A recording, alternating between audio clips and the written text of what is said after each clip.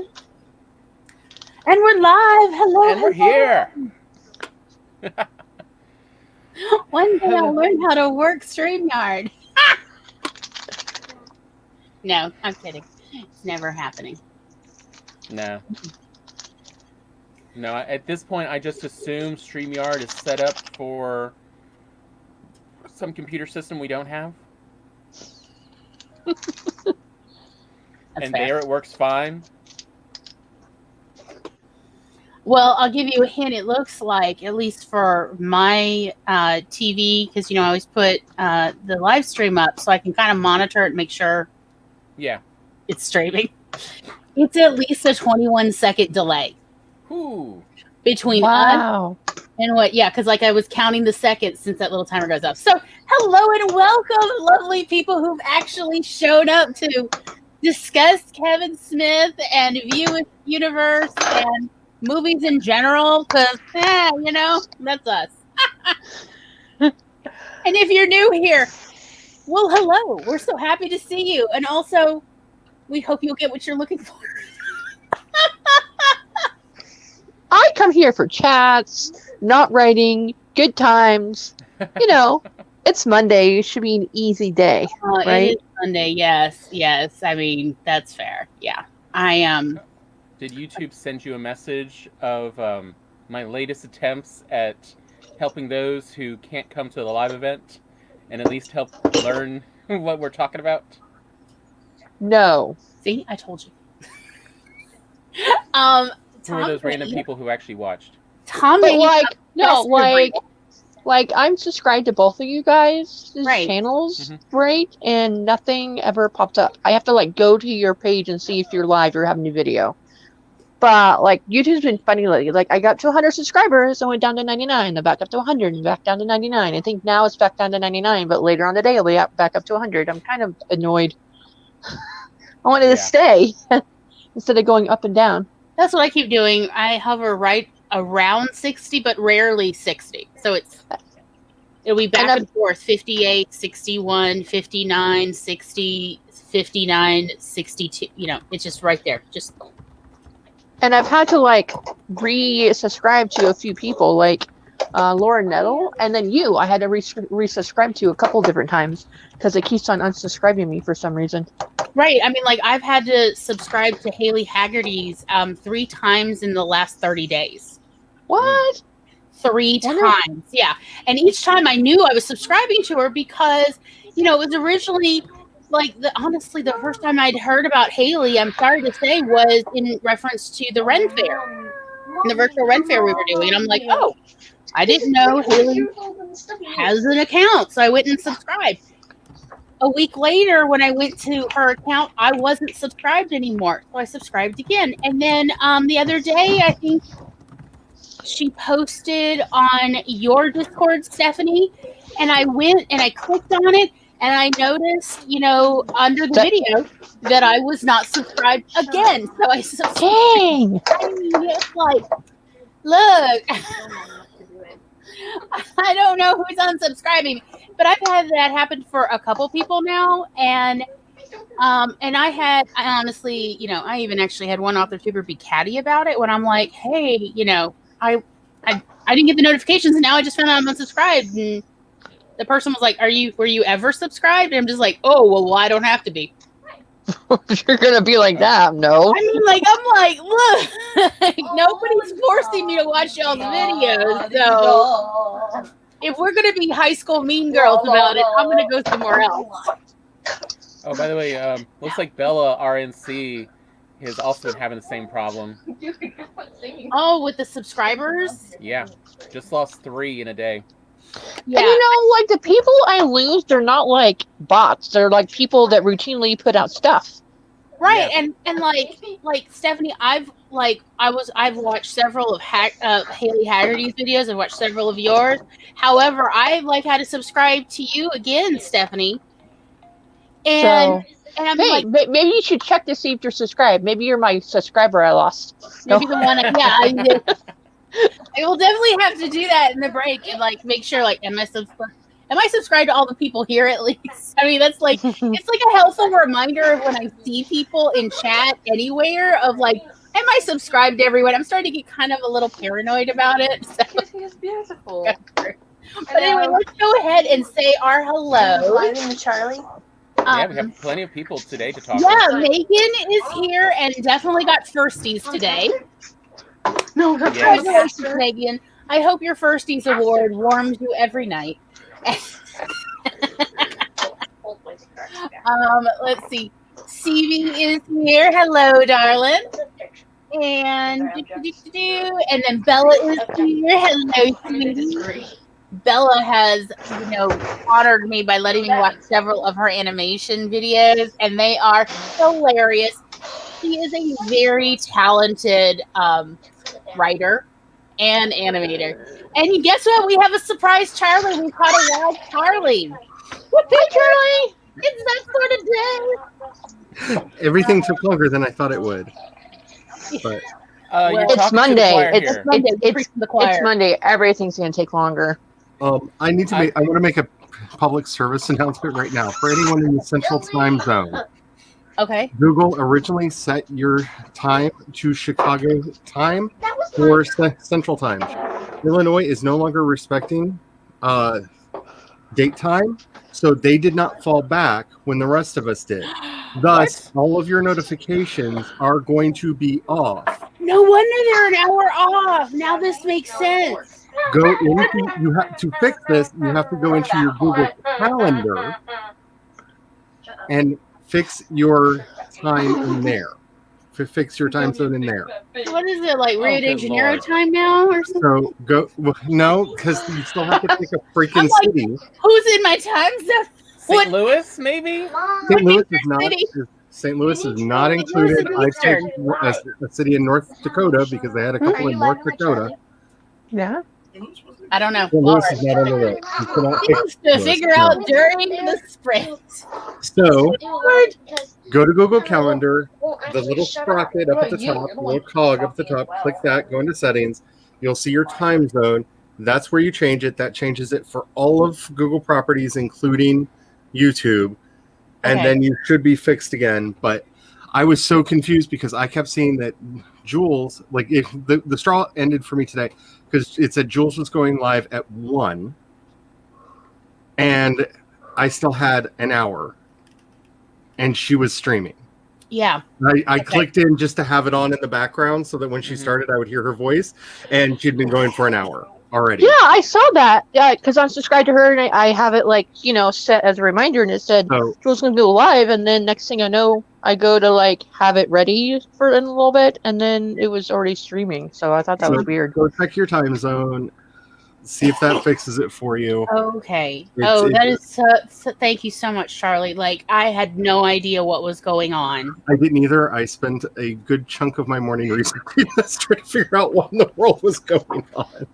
Oh, okay. So, before I forget, I want to go ahead and say hello to Heather because we were saying our hellos. And I think I've got. Oh, and I mean there is a wild Tom. Hey, Tom. So we've said our hellos. We haven't. I don't think we've had anybody. Hopefully, I don't know. Okay, sorry. I'm sorry to just barge in like that, but I am so mystery. Has now been, we've all been enlightened, thank goodness. I'm so angry that I just want to literally shout from the roof. Never have thought that. That is the last thing I would be thinking. It's let me take Google. Wait, is that just for a certain time zone, or is everyone's time zones messed up now? Because I don't know if everyone's time zone's messed up, but I would advise you if your notifications are off, especially because, like I said, I was noticing that the times were off because luckily some of the people put the time on their thumbnail, and I would see on their thumbnail, and I'm like, why is it still in Eastern time? Because it didn't. Yeah. This starts at this time, and the Eastern time that they put on their thumbnail were matching, and that's not what should happen in Central. And that's where I was like, oh, crap, I'm set to Chicago, aren't I? Yeah, I've always just gone with Chicago. It was just easier that way than having to search out something closer that's you're sure is in the central time zone, because let alone, it's not always. Going with daylight savings. Yeah. I mean, yeah. So, yeah, I'm sorry. I'm just like, I am like worked up over this. I can't say anything. I spent literally 25 minutes before the show started just trying to get my computer running and the audio working with the video. And, it was bad. Tom has so many, heroic Odyssey stories to tell us all about this week with his adventures in trying to make essentially a highlight reel of the getting excited about movies show, rendering, uploading. Oh, it is like the true drama is behind the scenes. I am making them as trashy as possible. There's a best of episode 1 of getting excited about movies. For Star Wars. It's so trashy. I mean, Tom definitely used a lot of 3D effects in the most terrible, awesome, wonderful way. Like, hi, did you know that we've spent a fair amount of our life in trailers? Well, now you know. You could just tell by our taste in 3D rendering effects. When a little confetti bomb burst. It starts with a confetti bomb and it only goes downhill from there, y'all. It's great. Please tell me there's a star wipe at some point. It's whatever the crappiest program available on Windows 10 that comes automatically with the software. It's whatever that has available. That's what he used. For whatever I don't reason. even know what that would be because they don't make Windows Movie Maker anymore. See, so I found out that they folded Movie Maker into the photo program. What? It is now actually part of Microsoft Photo. Yes, I've edited a video. One of my earlier videos, like a couple months ago, I did it using Windows before I had Linux on my computer, but now I have Windows again. Let's just think. But yes, I did it. I have literally been rendering the second video on my old desktop computer with supposedly, hardware acceleration for like 55 hours now for an hour and 10-minute video. Right. And nothing's been touched on that desktop. It's just going on its own. So, I hope the cheesiness of the special effects will be worth it. I mean, look, I just want to say, I am very proud of everything Tom did on this video. And I'm just going to go ahead and I'm going to share the link in case you too would like to watch some trash. But you know me, I love some good trash. I know that you all are sure, but there is the link to Tom's best of reel that is over an hour long. But it is all time-stamped and time-coded, so you can literally see, like, what is each section about, and you just go to, what are you interested in? Right. I need to figure out. I didn't want to break it up into all these little tiny segments, so... There are so many parts of like the long streams that we do on my channel that I feel like would be great to have time stamped out so people could jump right to them, but I always forget to do it. And and Tom, I'm going to say I have checked his timestamps and they are wonderful. Like, I think that's actually the best part. I love the like pixelated titles things. I love it all, but the timestamps are actually very useful, and I think that's so when he originally proposed this idea, I thought it was fantastic, and then I've only enjoyed it more. How you died? In a hole. Hi, and welcome to my Mom. Grabs a knife and stab. Where were we? I don't know, because like I'm very distracted by childish joy. Was that joy? It sounded like Jackson's brand of joy. It was Jackson. You were correct. Oh, I know my elementary school children. Okay, are you of elementary school age? You are my people. Come. Let me lead you out of the mountain into the They heard- Pied Piper. Yep. They can hear you guys. You're that loud. Yeah, they If you can. can't tell, the hubby's home and Okay. doing random things on my screen. So All right. So I did want to point out Bella has recognized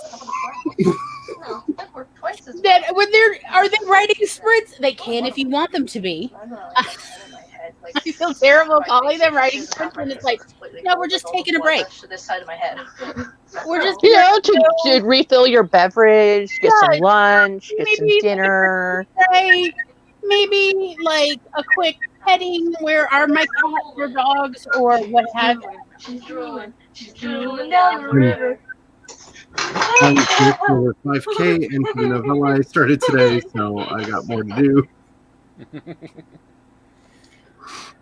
So I mean, I feel like we Gloria and I still should applaud ourselves for even the name we came up for this episode, because we kept trying to think of like how There to was make debate. Kevin Smith We did sound debate. How do we fun. make It's Kevin like, Smith sound interesting? and it's like Kevin Smith is the most boring, average name. People will think this is just a Megan. random person.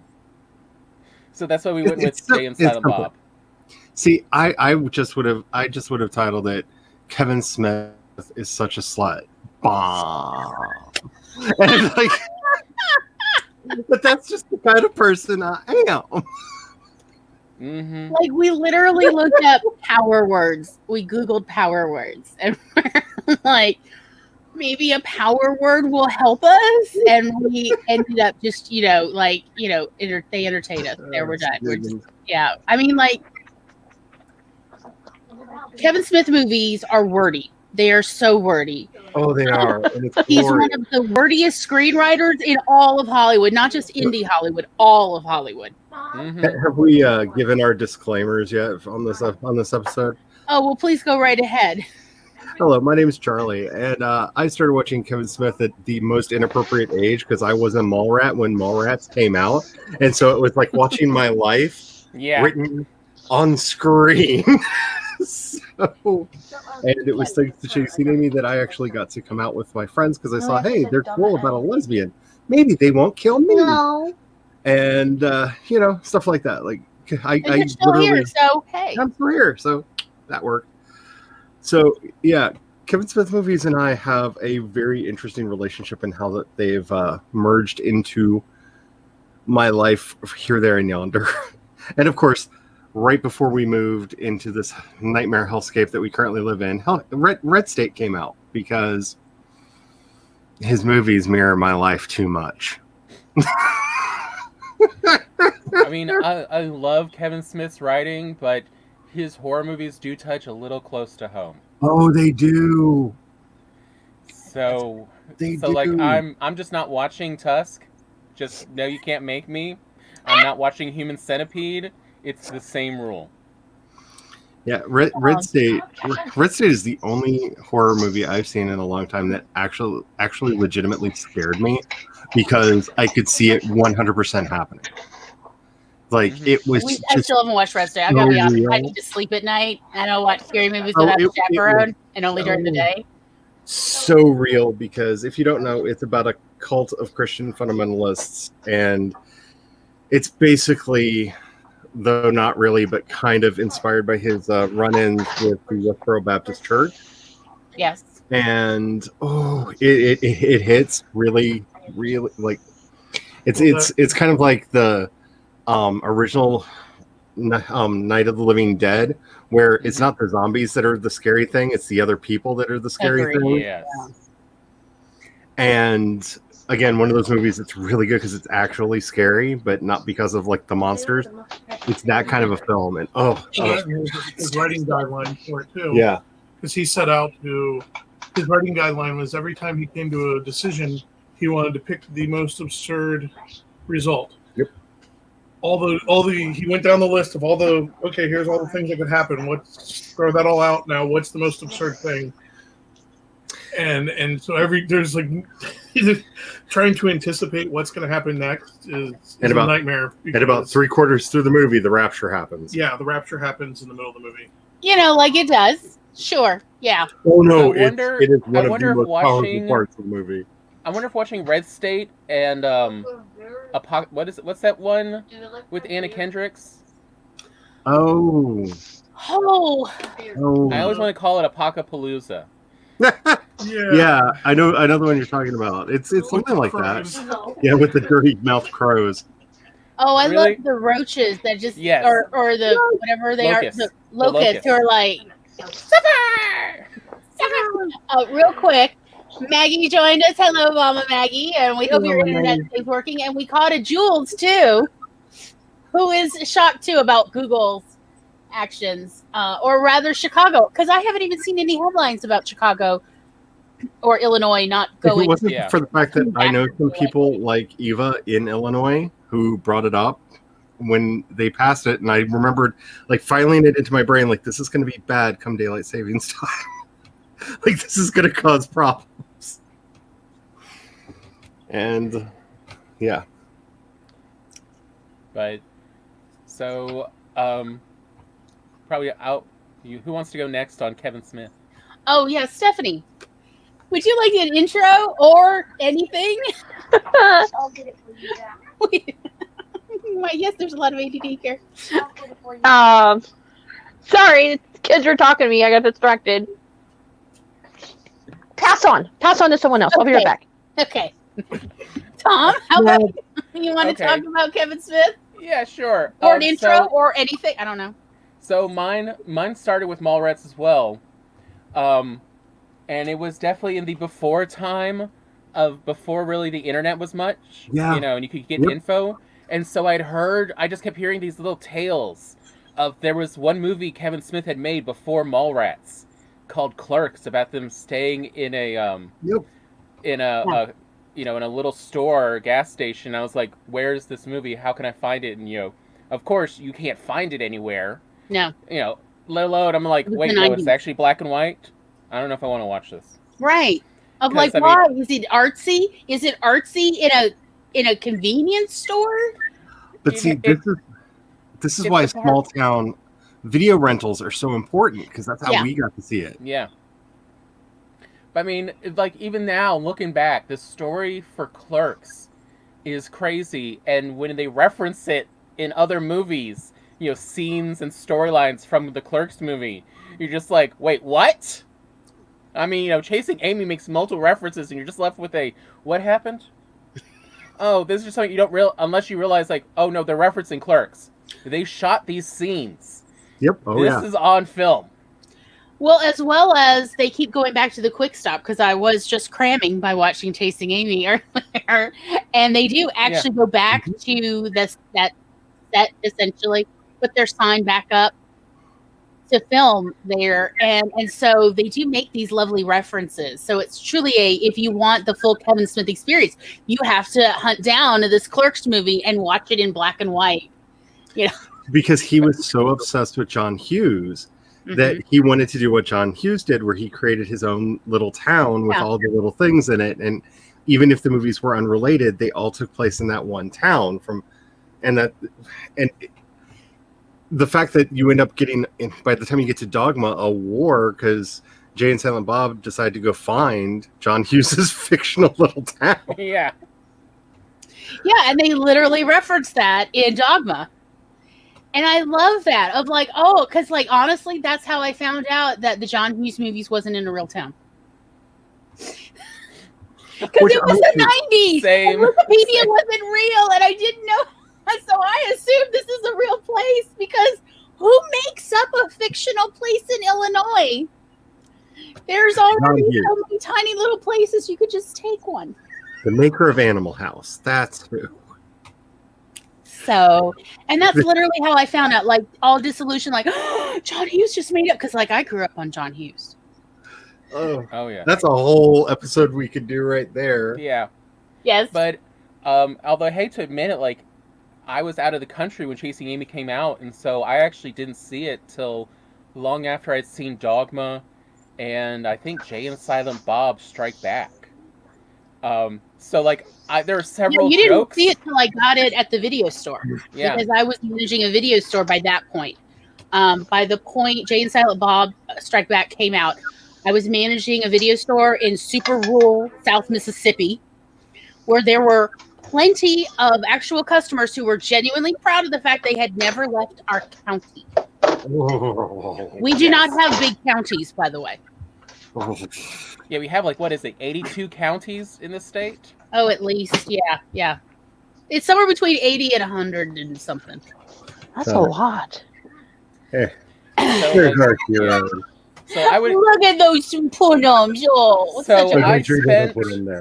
So I spent several years after I think it was Jay and Silent Bob Strike Back, wondering what is this reference about Nubians? Because I thought this had to be some Star Trek reference from the original series that I didn't know about. Yes, that someone was out geeking me. I could honestly attest, when Tom worked at the video store, this was his ongoing theory. Because he told us about it all the time. Because I just at dinner say what the hell is this talking about? And it would be years later until I finally saw Chasing Amy. I'm like, oh, that's what they talk about.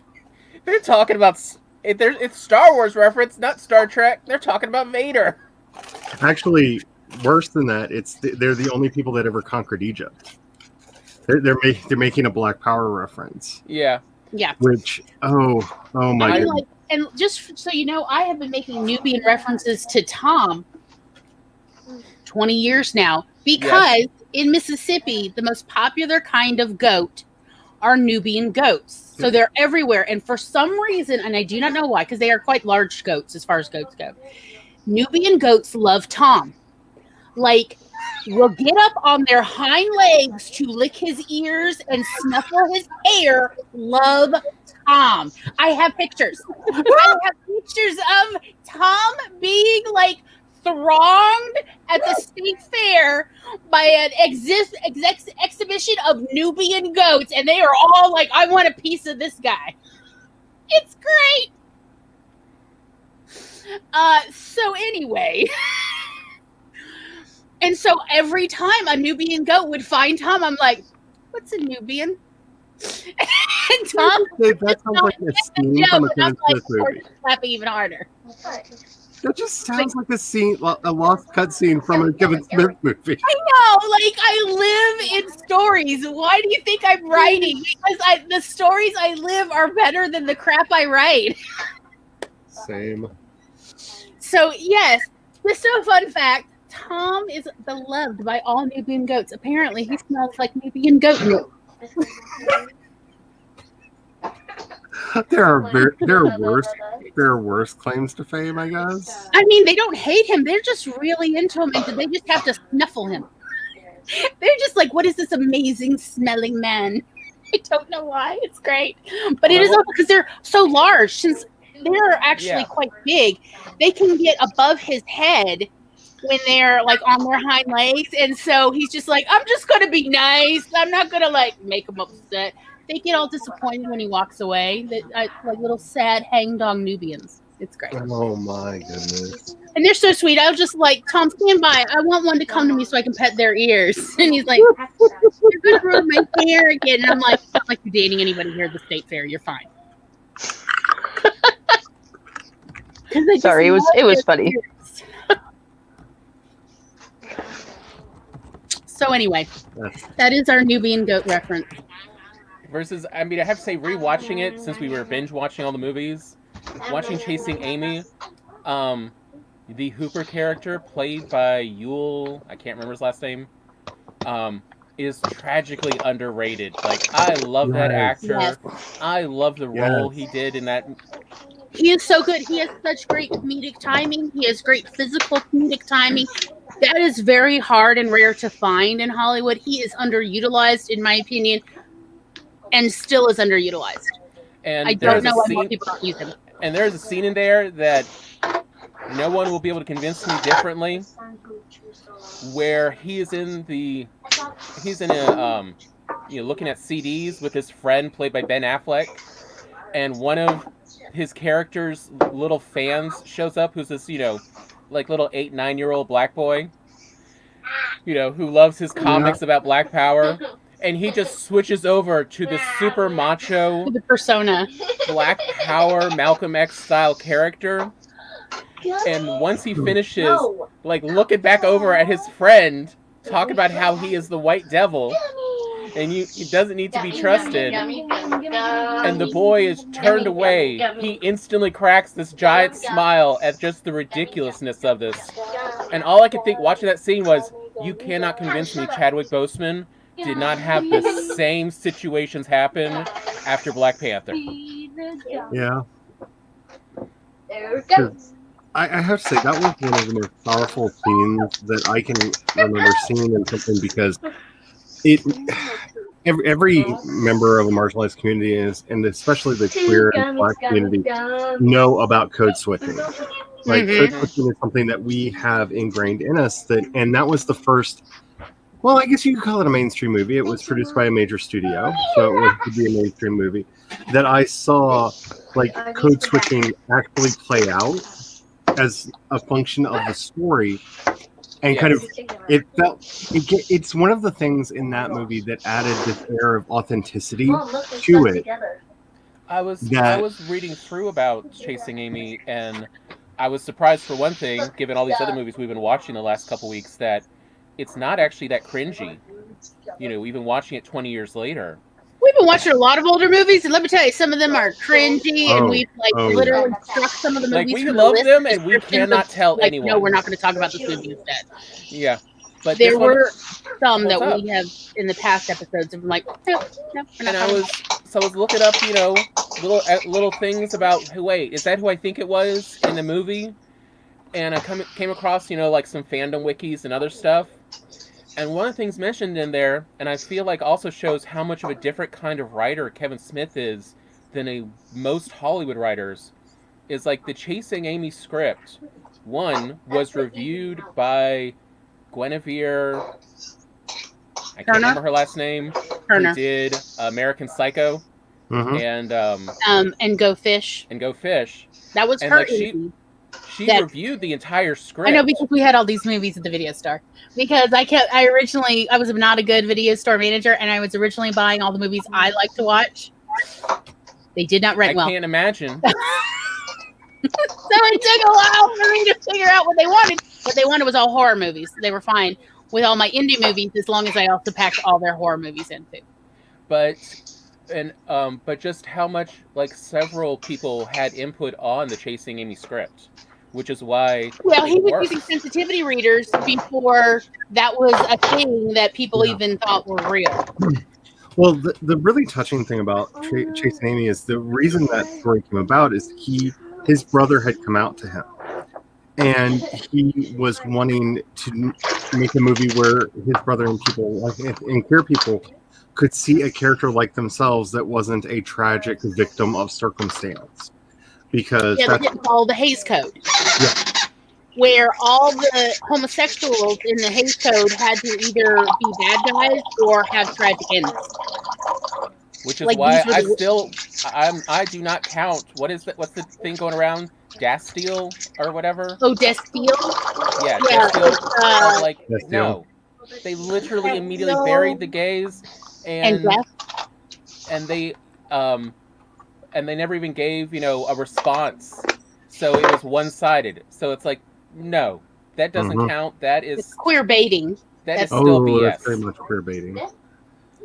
And in a lot of ways, that movie to me belongs on the shelf, like right after The Boys in the Band.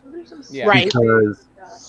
Which I'm really nervous about watching the new version of, because I have not seen it. I have read the play. I grew up watching the original Boys in the Band because the playwright is from Vicksburg, Mississippi. Yeah. And I made Tom watch it with me too eventually. And I was like, this movie should be called Open Heart Surgery. Because, they're all out there with their chests wide open. Oh my God, it's like, hey, do you need to open up trauma again? The remake, I haven't seen that one.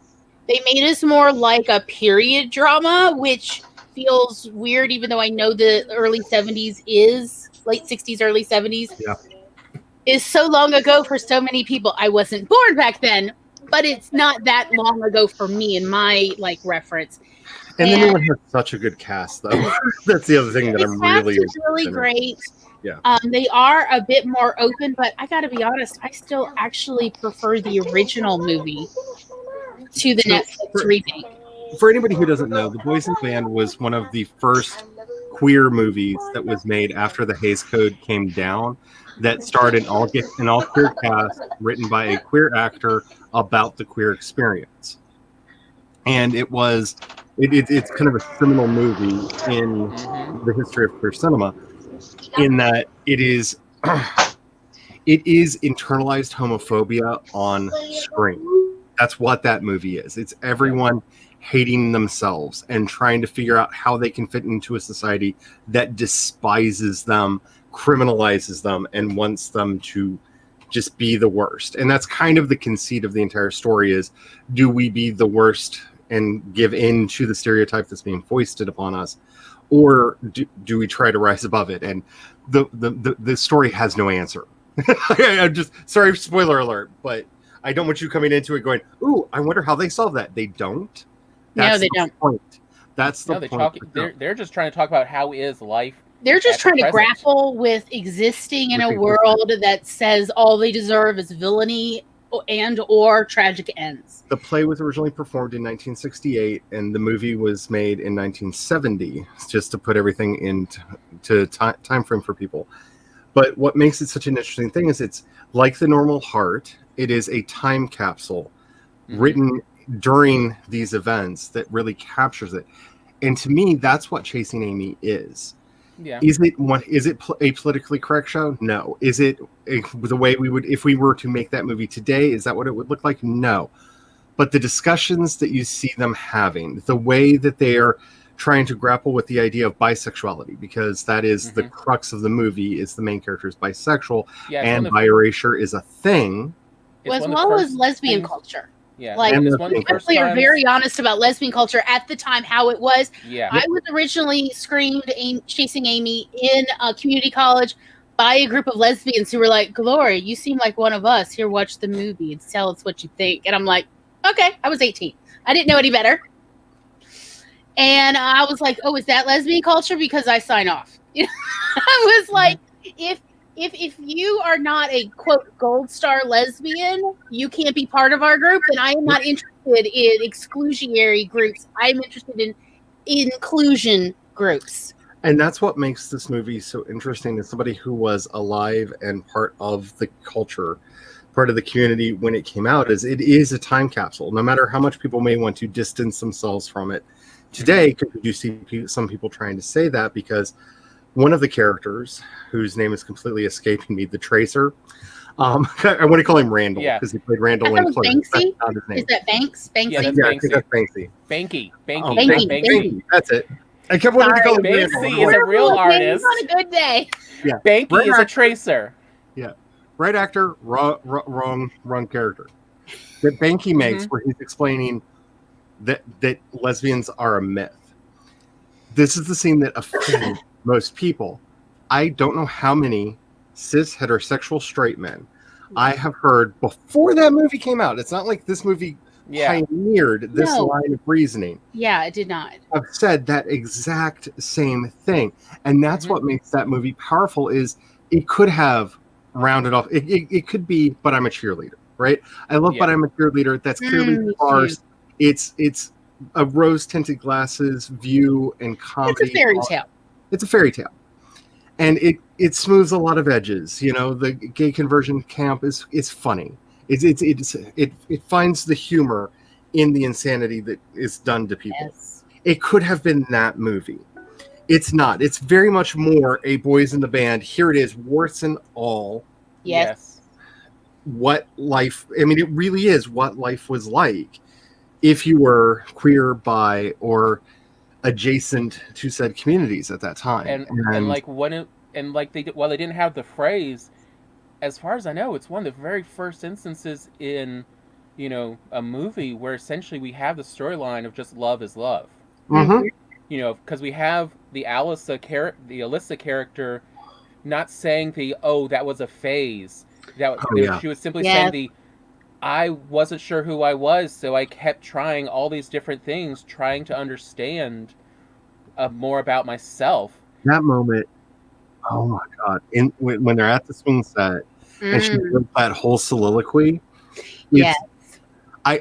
With the exception of a couple scenes in It's Just Sex, I've not seen such a just profound statement about trying to find yourself and find your identity when there is no guidebook.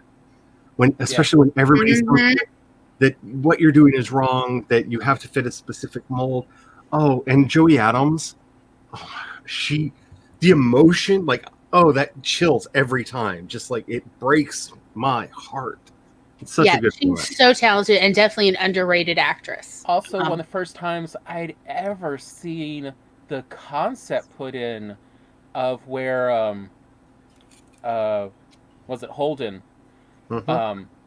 is trying to put all the stereotypes he knows of and he's grown up with on Alyssa and her life, and she immediately refutes them, including the part of where, she slept with 2 guys in high school. Yep. And his immediate response is, they used you. And her immediate response is, no, I used them. Do you think I would have let them continue? Yeah. If I hadn't? No, it was her choice. It was not something, she let happen to her, something that was done. She didn't realize what she was getting into. She was too innocent versus guys the same age as her were not. Because it really plays into that idea of, feminine sexuality. He really has that notion that feminine sexuality is all about victimhood. And she's just like, no, I had agency. You want to feel that way so that you feel special, like you're the only one, because that's all that matters to you and your small-heartedness. And it's, because you feel the Holden's vulnerability throughout the movie. And it's interesting that it was from his perspective. I think that movie, if they ever did a remake, I would love to see it from Alyssa's point of view. Like, the only way you could add to what that movie is to see all of the events that play out completely from her perspective. She has some POV. She goes through a lot as a character. Like, in the span of this movie, she has her life turned upside down.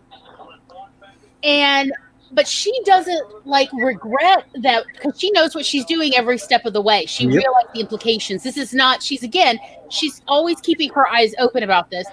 And she does this with full consent.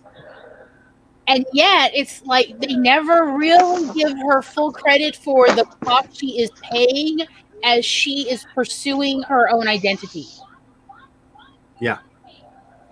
But I mean, but one of the things, we really see is, one, the movie has an okay finish, but it does not, you can see where Kevin was putting, himself on the page a lot, and his relationship with Joey Lauren Adams on the page a lot, where he knew he was being a jerk, and yet at the same time he couldn't find a way to, really change himself at the time.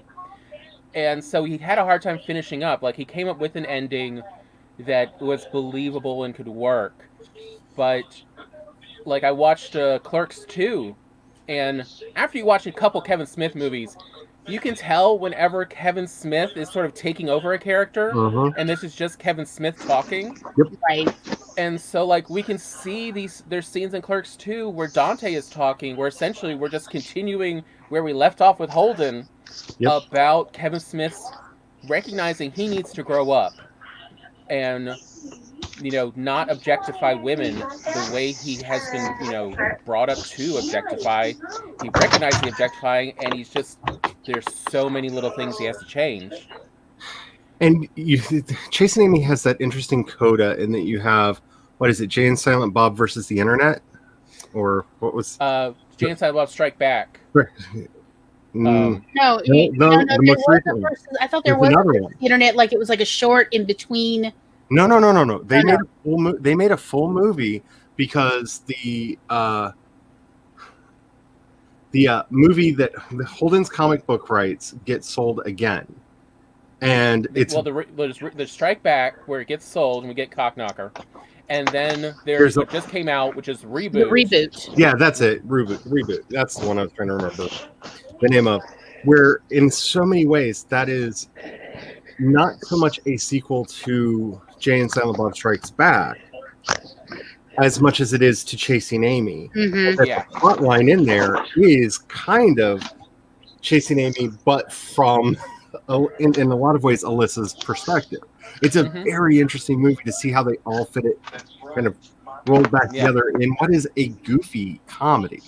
And Because he Chasing even Amy is talks not. about how like he wasn't sure if he'd be able to do another movie, but since this one was just being fan funded, he can do whatever the hell he wants. So he's like, he always wanted to kind of finish and update Chasing Amy. So let's do it. And then, that's actually where Matt Damon showed up in the church, because Ben Affleck told him that he was shooting with Kevin Smith, an update. And he's like, wait, why did I get to see? Why did I get to show up? And he showed up 3 days later, which is why they just have him on his own. Because Matt Damon actually does enjoy Kevin Smith movies. Yep. But then again, he also did the whole I'm not doing Matt Damon thing. So Matt Damon has a rarefied sense of humor that fits right into this entire category. It's true. But, yes, it's why, in some ways you can almost say Eurotrip belongs in the View Askewniverse. An argument can be made. How about we all take a break so everyone else can get drinks, go to the bathroom, save your work, and we will be back. And let's do 15 minutes to start with. Okay. I'm good. Sounds good. All right. Today we are using Camille Meyrick's 15-minute nano. Do in 3, 2, 1, go.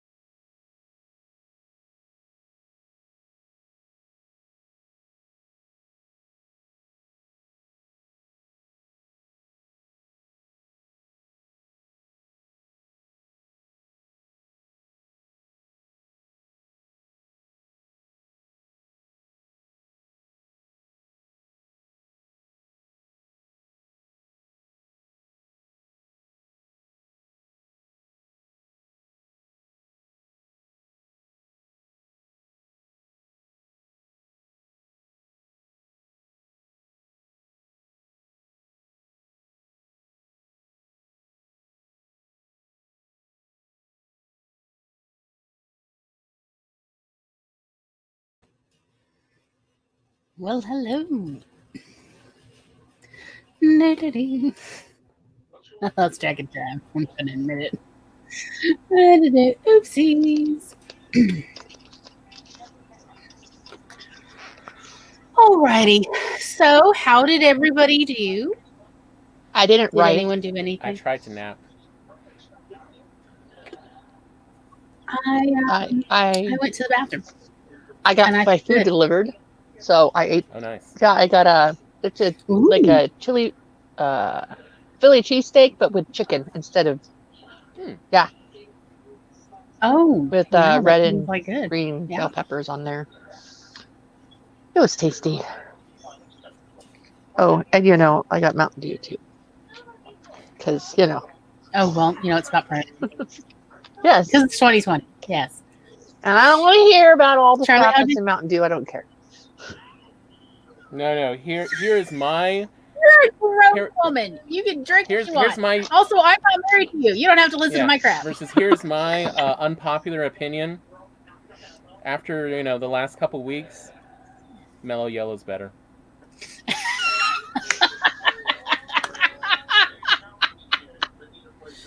I like that orange taste in Mellow We Yellow. are related, aren't we? And Mountain Dew Everybody just say it like- no. There's just somehow, yeah. Okay. Hey, CB actually managed to write. Oh. Well, hello. Excellent. I stared at my phone. So how about you, Charlie? What'd you do? I drew a picture of a lion and didn't like it and erased it. There's that. Okay. I was going to film a little bit of a clip for my daily nano vlogs. Right. Because even if I don't write, I still film something. But then I'm streaming StreamYard from my phone. So I can't really open up the camera app on my phone and film because Chrome is using the camera to stream. So I learned that. Learned I can't do that. Yeah. And we caught a wild Eva. Hello. So. Oh, Eva, you reminding me about Illinois being crazy saved me so much hair pulling today. She is a blessing. Mm-hmm. There. Who is it that we're voting for Queen? Butterfly. Oh, that's right. Eva for Monarch. That's right. Yes. There's so much discussion in the chat. I feel like y'all don't even need us to point out. However, Bella, with dripping sarcasm, says that there's a super creative version of Video Editor called Video Editor. And I don't know where they found that name. It's so creative. That just sounds like a Windows thing. Bella is also pretty sure that give her a little more time and she'll be making hour-long video clips of live streams in lockdown. So best of luck to your own personal level of insanity. Mm-hmm. Well, yes, our writing sprints are just breaks from talking. Yes, because I don't know about the rest of y'all, but yeah, we definitely need to just let the face drop a little. Let the darkness roll back in. Oh, the darkness. Heather, super tired today. Early rising children, Lord save us from them. Oh no. Oh, if only they let's normalize child size or teenager size wheels like hamsters have, so children can just go run in that. It took me years, but I've trained my children. If you wake up before 7 a.m., do something on your bed quietly, or you will not be happy. That's the first. I didn't care. When they were my youngest was 3. I taught him how to read the clock on the microwave. Mm-hmm. If that does not say 7:00 or later, go back to your room. Right. Because they would wake up between 4 and 5. Uh-huh. And I don't care what anyone says. You do not magically become a morning person just because you squeeze babies out of you. No. Sorry. Did someone try to So it's you, Stephanie? When you have children, you'll become a oh, morning person. yeah, No. like, I'm a night owl. Oh, that's gonna change when you have babies because you'll have to adapt to their schedule. I'm like, no. No. I made them adapt to my schedule. Right. Can I just say, back when I was a Yeah. child and I had hamsters, I used to feel jealous of them because they had those tunnel tubes to run around with that were configurable into all kinds of fun ways. Mm-hmm. And I'm just saying, if I know as a child, if I could have had a child-sized Habitrail, I would have lived in it. Yes. Although, since it has been brought up, let's, Gloria and I, how about we just, admit to signs you have an autistic child? Oh, you mean Before beside I- waking up in the middle of the night and they're staring at you sleeping? Yes. The 4 a.m. is where you as a parent wake up. Of an autistic child so far has told me like, oh no, my kid does it too, and I'm like, yeah, we used to do it too. We would I never used stand to do there that, at the end of the bed and stare at them sleeping. I never used to my do that, daughter- but I would go under my parents' bed and watch them sleep through the mirror. Because that way I wouldn't be seen, but I could still make sure they were breathing. So my middle daughter, when she was like 2, she takes Benadryl now like a couple nights a week to help her sleep and stay asleep. But like before that, when she was like 2, she'd wake up like at 1 or 2 a.m. wide awake, ready to go, like just happy. Like, I'm not tired. I'm just gonna be wide awake, and she'd like power through until like 2 in the afternoon, and not be cranky. But then like she'll go for like 6 weeks doing that type of thing, and then she's good for like another 6 months, and then another 6 weeks. And the first time she did it was my first 6 weeks of my pregnancy with little brother that I was surprised with. That wasn't fun. But now, like the other day, she was up like at 3 a.m. and I woke up like at 7:30. I'm like, oh, what time did you get up? At 3. What in the world have you been doing? Just reading. Or I pet the cat and I was reading, and then I looked at you, but you were sleeping, so I went back to reading. I'm like, well, now she knows. They know. Don't wake me unless you really need to. Oh yeah, yeah. That was I read so many books once I learned to read, because that's what I did in the middle of the night. And in fact, I still love it when I'm able to wake up in the middle of the night and I'm feeling awake. Everyone else is asleep. It is the most wonderful, comforting thing.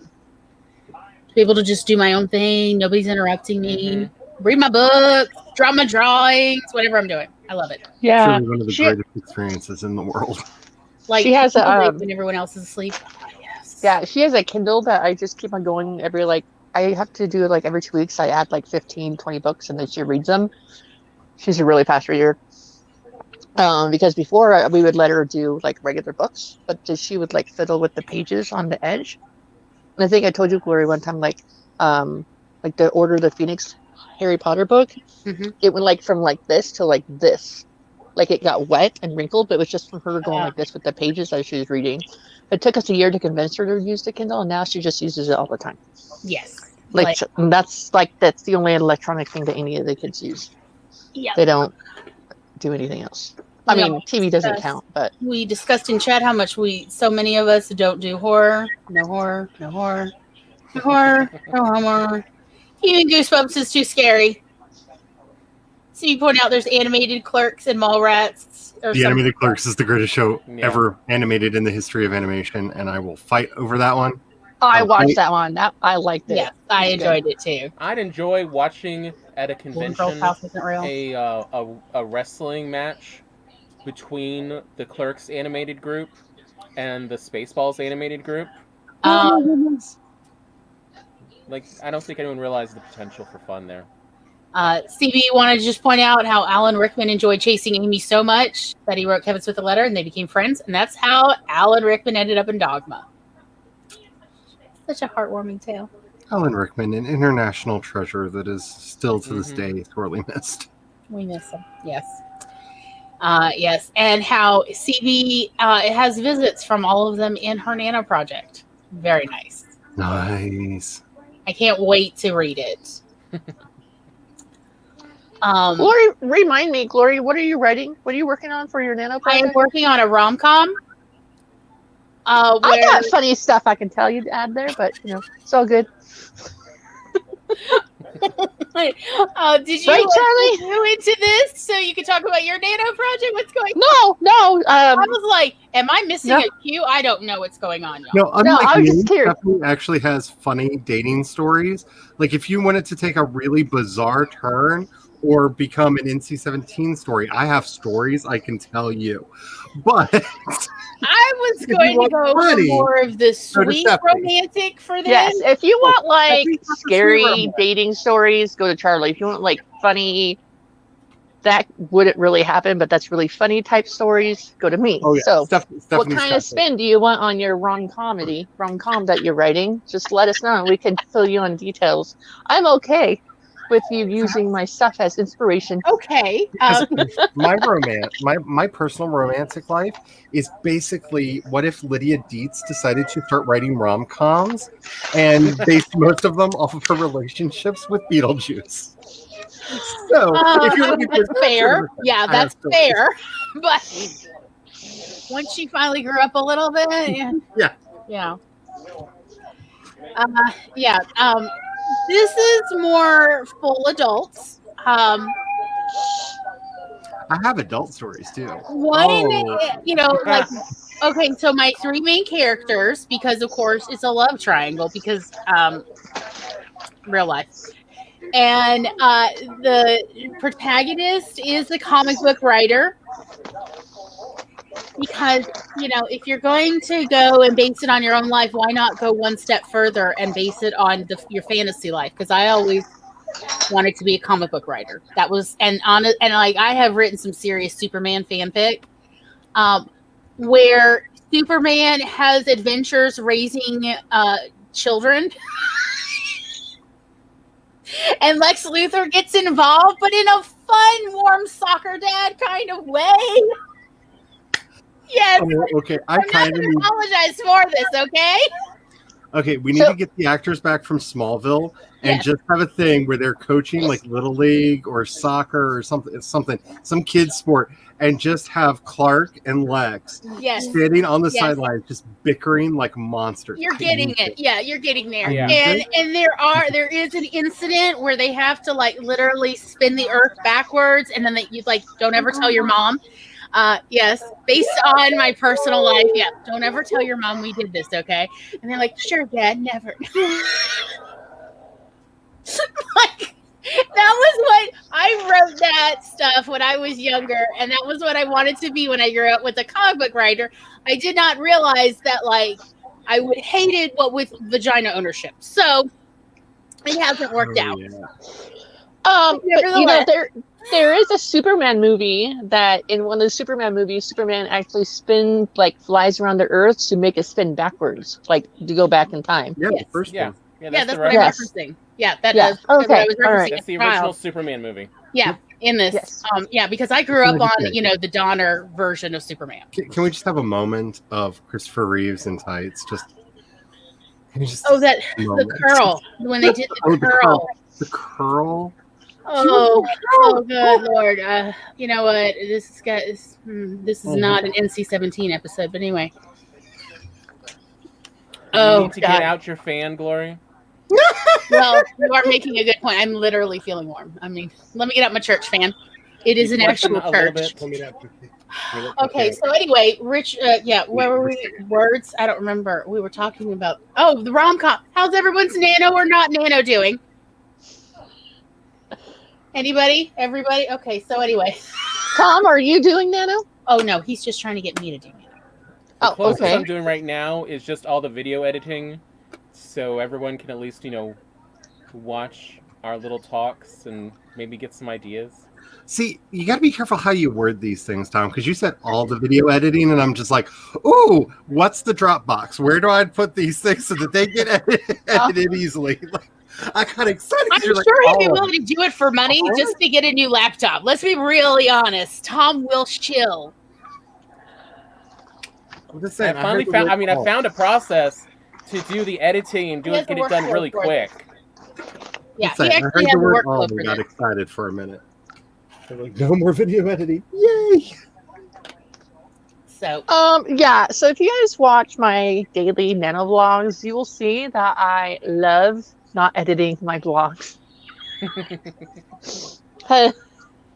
Although, like, so I was doing like I was doing weekly like Milwordy updates, but they were like 20 minutes long, and I looked in the YouTube Studio blah blah blah thing and it said like people weren't watching him more than like 2 or 3 minutes. I'm like, fine, so I stopped doing them.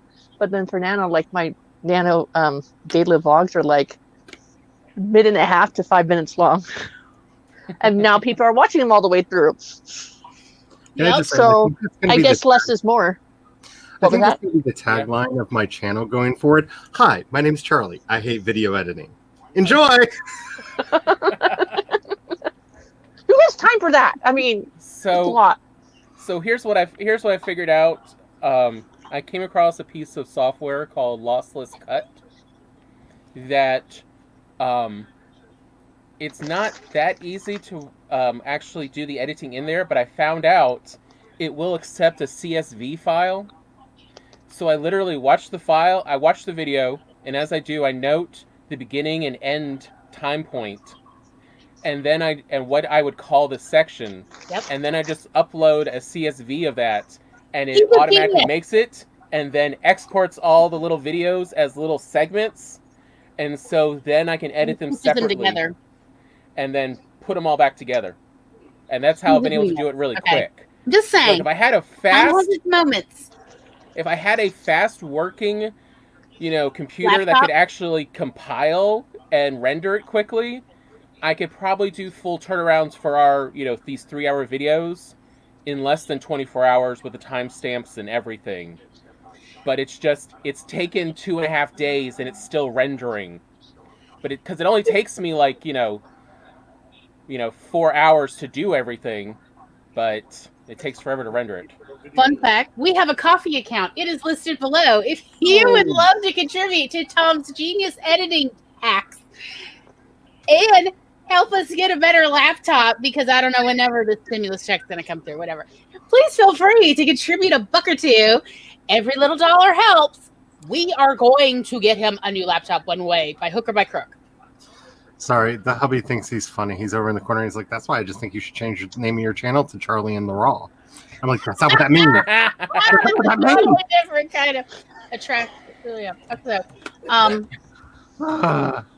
So Charlie, how's your projects going for Nano this month? Well, I know you're not doing like one big project. You're doing.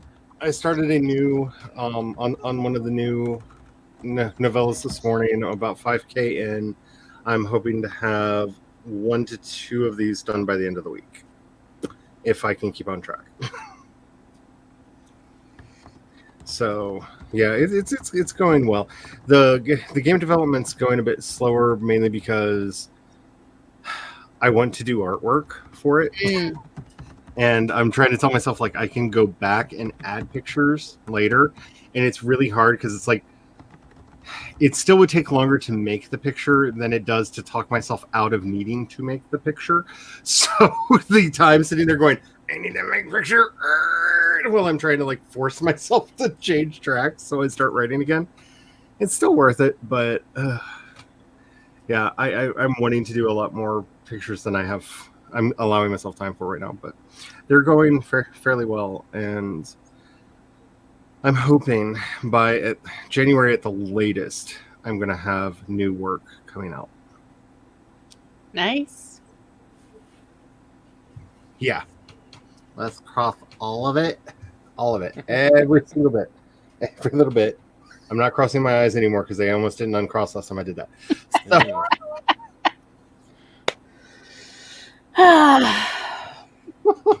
It's so hard not to do that and do a, whatever. Okay, I think CB posted. Charlie, would you like to read this? You do such a beautiful job. What requires is the glasses. And we talk about what Hogan needed help with, and Bambi pulled me aside. Pepper, I know about you and Tony. Don't ask me how I know. I'm not gonna tell. Shane, just know that. I'm sorry, Stain. Yeah. I'm not going to tell Stain Just know that I am praying for you both. Oh my goodness. So Obadiah's going to do some rampage. Okay. Mm-hmm. Eva, on the other hand, is looking for an indoor trampoline with net cage for the sun. Look, That's what I need for you. if you get that, I'm gonna need a video, sweetheart. Please send me a video of a toddler in a trampoline net cage. I need to see this. I mean, for safety, guys.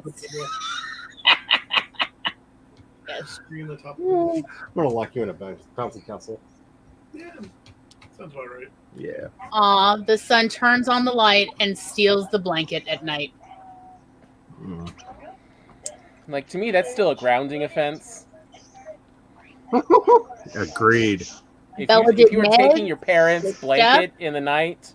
Oh, I know. Like, I don't know how there's so many children still alive and in one piece.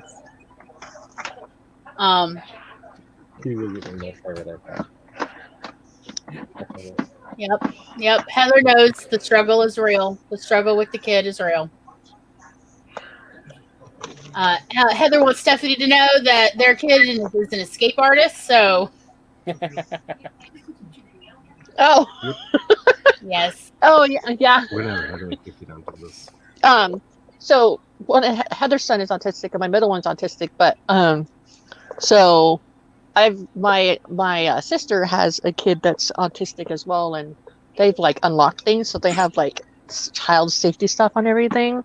Luckily, none of mine have been like, oh, I'm gonna go outside for a walk at like 4 a.m. Luckily.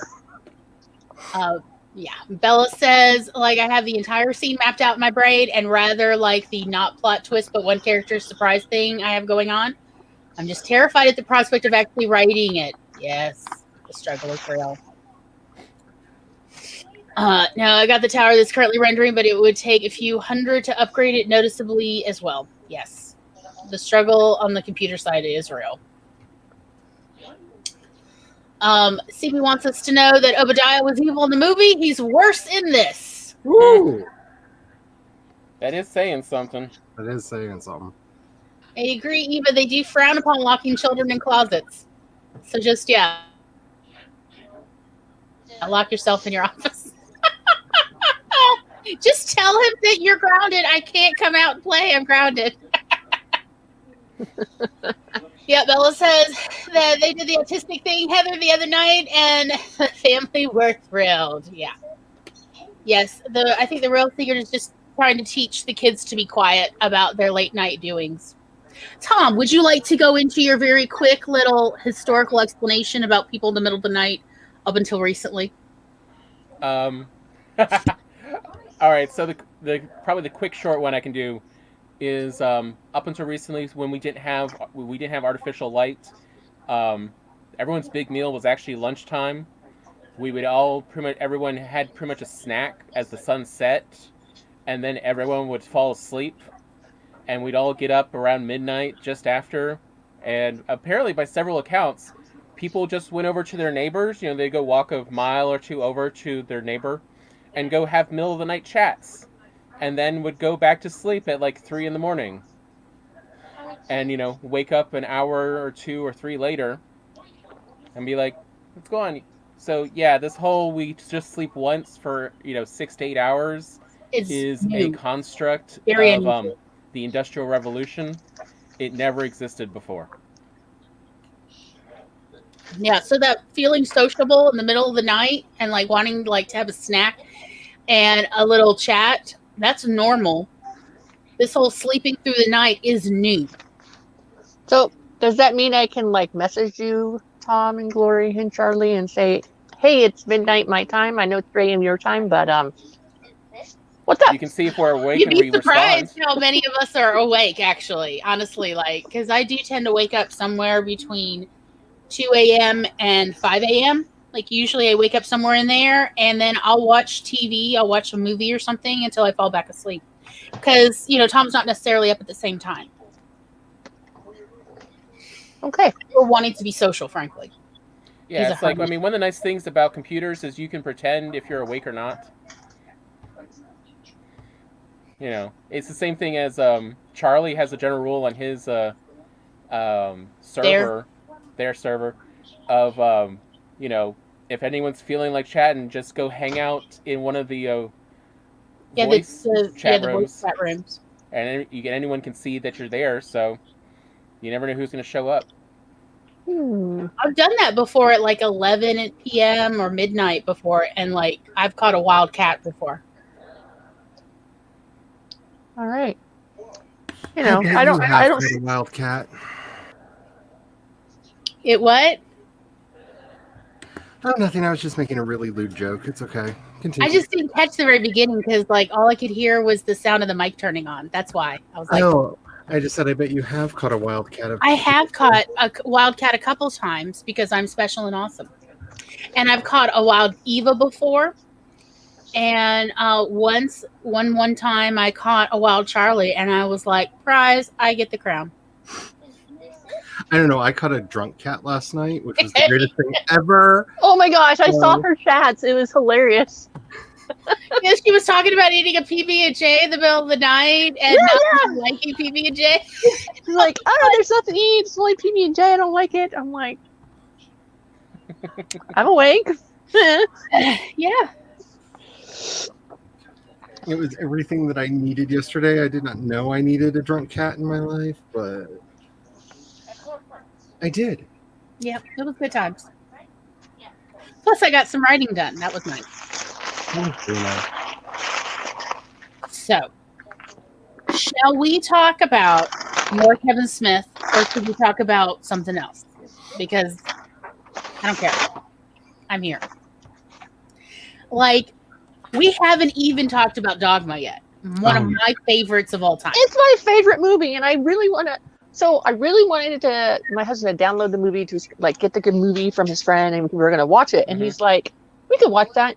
And then my middle daughter goes, "We can't watch that, Mom." And I said, "Why not?" And she goes, "Because there's swear words in it, and we're not old enough for swear words." And so, so then, your kids are self-censoring. That's no, like she's just being a pain in the ass. I don't know, whatever. Anyways, so I'm like, we were watching.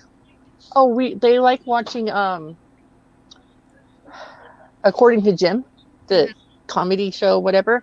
And I'm like, oh, look, they said, damn, guess you can't watch that one. Oh, wait, guess you can't watch that one. And then one was like, well, damn, isn't it a bad word, Mom? Oh, things have changed. And I'm like, yeah, there it is. I mean, yeah, Dogma has bad language in there. I get that. But, oh, no, that's not. And then I tried getting them to watch the first Die Hard movie. Oh, I love Die Hard. They're like, Mom, there's bad language in that one too. In this. And I was like, it's a Christmas movie. We have to watch it. And they're like, it's not Christmas. Yes, it is Christmas movie. It is a hotly debated movie about. It is all like it's set at Christmas time. Like it's my two favorite Christmas movie debates is Night Before Christmas, a Christmas movie, and is Die Hard, the original Die Hard, a Christmas movie. And I love that these conversations will never end. I love Die Hard. Although the fourth Die Hard was, I didn't like that one. I liked all of them except for the last one. And then like I like weird movies. Like I said to my husband when we were dating, like, hey, let's watch a romantic comedy. He's like, okay, let's see what kind of romantic comedy you're gonna pick out. And I picked out my favorite movie ever, Independence Day. You know, with Will Smith in it, with the aliens and all that. And he's like, how is this a romantic comedy? I'm like, well, Will Smith's funny. There's funny lines in there, and there's a wedding. So, see, romantic comedy. I really like those pictures. And this is my favorite. Save the best one for last. Very nice. So while she was telling her story, I was showing those were the individual covers of Chasing Dogma, which is the official, as written by Kevin Smith, story of what happened to Jay and Silent Bob between Chasing Amy and Dogma.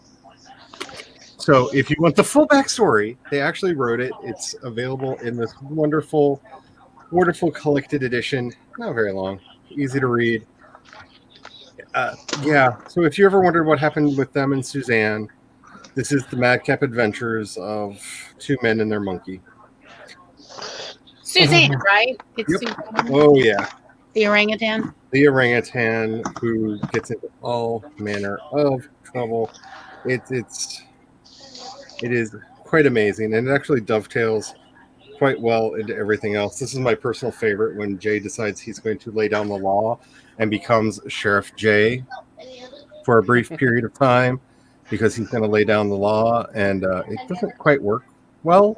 I can see where it doesn't quite work. But, you got to love the idea of, Jay in a duster with cowboy hat. I mean, that's like everything you need in life, isn't it? Dogma was the first Kevin Smith movie that we could get both our mother and our stepmother to watch through the whole film. Yeah. Despite the cursing, because they were both very much like, oh, no, I don't like cursing. I'm like, and we could actually get both of them to sit down and watch the whole thing despite all the cursing. I don't mind if my kids watch shows with cursing in it. It's not like it's what the entire movie is about. Look, what can I say? Our mother was born in the late 40s and our stepmother was born in the early 50s. Like, it was like, this... It probably did help that our stepmother was raised Catholic. Yes, because I was like, it's about Catholicism. There's a new campaign, Catholicism Wow. And she's like, I'm listening. Go on. And so it did help. And I really enjoyed, of course, I very much enjoyed Rufus coming in. I felt like it was a lovely little nod Chris Rock really hadn't quite broken out yet. Some knew, everyone knew a little bit about him, had heard of him maybe, but he really hadn't quite broken out yet. Yeah. So it was so nice to see him in it, and he does do a great job as well. Salma Hayek was in it. Although actually, we didn't mention that part about Chasing Amy. That was Ben Affleck's first lead male role. Yeah. And he showed that he was leading man material. Yeah. And I look, for me, Dogma with Ben Affleck and Matt Damon together,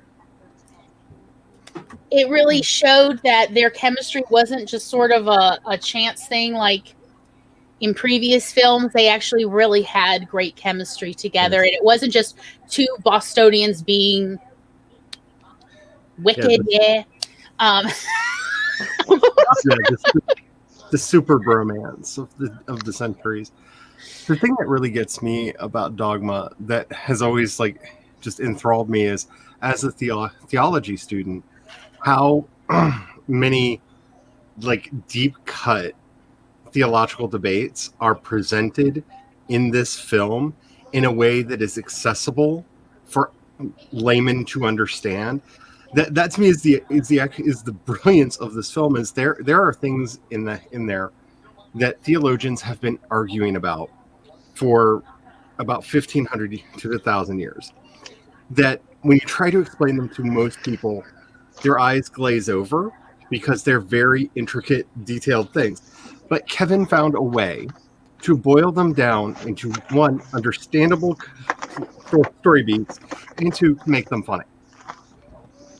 And that that is amazing to me, because just from that point of view, it is one of those things that we've had some very interesting and profound theological debates just based off of the ideas that are presented in there and what certain ideas actually mean. And yet, what I really got out of, especially Dogma, was Kevin Smith normalized philosophical debates for the everyman. Yep. For you did not have to even have a college education, yep. Or even necessarily a high school education. I can't remember if Jay ever actually graduated high school, or at least in View Askewniverse, if that Jay graduated high school. You do not have to have that kind of educational background to be able to have serious philosophical and theological discussions and have salient points. Yep. And it changed the lay of my conversations with friends, because suddenly it wasn't, why are you trying to talk about that? We're just going to talk about going to the mall, and I can't believe my boss over at Corn Dog on a Stick said this to me. Instead, we could have real conversations about politics, about religion, about sexuality. We could have real conversations and it not be, oh, but we need to go back to being airheads because we don't necessarily have doctorates in anything or want to get doctorates for that matter. And it was amazing. The change in people my age, both slightly older and slightly younger. Now he had normalized this thing that I had felt so alone with for so long, because I could only talk to much older people who did have academic backgrounds. I could only have these kind of conversations before with them. And now I could have it with everyone, no matter what the conversation was actually about. But finally, I didn't have to dumb down my conversations. We could just really have conversations about everything, down to what is up with Southern Baptists, y'all. It's like they keep saying about love, and yet the one thing they don't have is love, compassion for others. We could actually have real conversations about this among my friends, versus before they're like, I don't know nothing, I don't have that kind of background. That's what, like, literally my friends would say. Bella, I understand where you're coming from about philosophy classes, because it's often taught the way history is taught. And this is the problem between both those. And I love your analogy of Harry and Ron in the back of the room goofing off, because it's not so much about the dates don't matter. The names don't matter. Like, it doesn't matter if you know whether it was Sartre or Nietzsche who said a certain thing. Like, the names don't matter. It's the ideas that are at the core of it that we need to be talking about. And that's what Dogma did so well, is it just stripped all of that away. I was going to say, like Dogma and as well, almost at the same time, playing D&D is what I blame for me really getting interested in philosophy of religions, because Dogma was the first time I ever saw in a movie or anything really, rules lawyering religion. Yep. I mean, it's an entire movie about rules lawyering God. And it was just the oddest concept. But then if you actually look through any real religion, you will see a lot of rules lawyering. You will constantly hear it. Like, that is what the real discussions are about. Yeah, and what was interesting is, because people don't make the connections between Judaism and Catholicism like they should, because the Talmud is famous and canon law is not. Like, the Catholic Church has its own Talmud. It's called the Constitutions of the Church, or the Declarations of Canon Law, depending on which title you want to pick for it, because it actually has like 12. But it's one text. It's gigantic. It would take up like the entire bookshelf behind me. And it is basically this question: is it the rules or the spirit? Which is the thing that actually matter? And in both of those texts, like when you read the Talmud, that's what the rabbis are arguing: is it the letter of the law or the spirit of the law? When you read canon law, the Catholic Church's version of this, that's the argument all over again: is it the spirit of the law or the letter of the law that matters? And that is kind of what we're going through right now as a country, and that's why these arguments are relevant. What matters? What is the most important thing? It's not whether a conservative or a liberal or this party or that party. It's, what are you? What makes us us? Is it the letter, the strict interpretation and letter of the law? Or is it the idea of who we are that makes us us? And that's what Dogma boils down so well in that wonderful speech that, I want to say it was Silent Bob at the end, but it was definitely Kevin Smith talking, no matter which character the voice came out of at the end, where he basically makes that statement of, I would rather we had ideas than beliefs, because you can change an idea. You kill for a belief, but you can change Rufus. An idea. That was Rufus. That was Chris Rock semi-quoting or paraphrasing, I guess, Jesus, to But that's- what's her name? The That's last so much. Yeah, that's so much.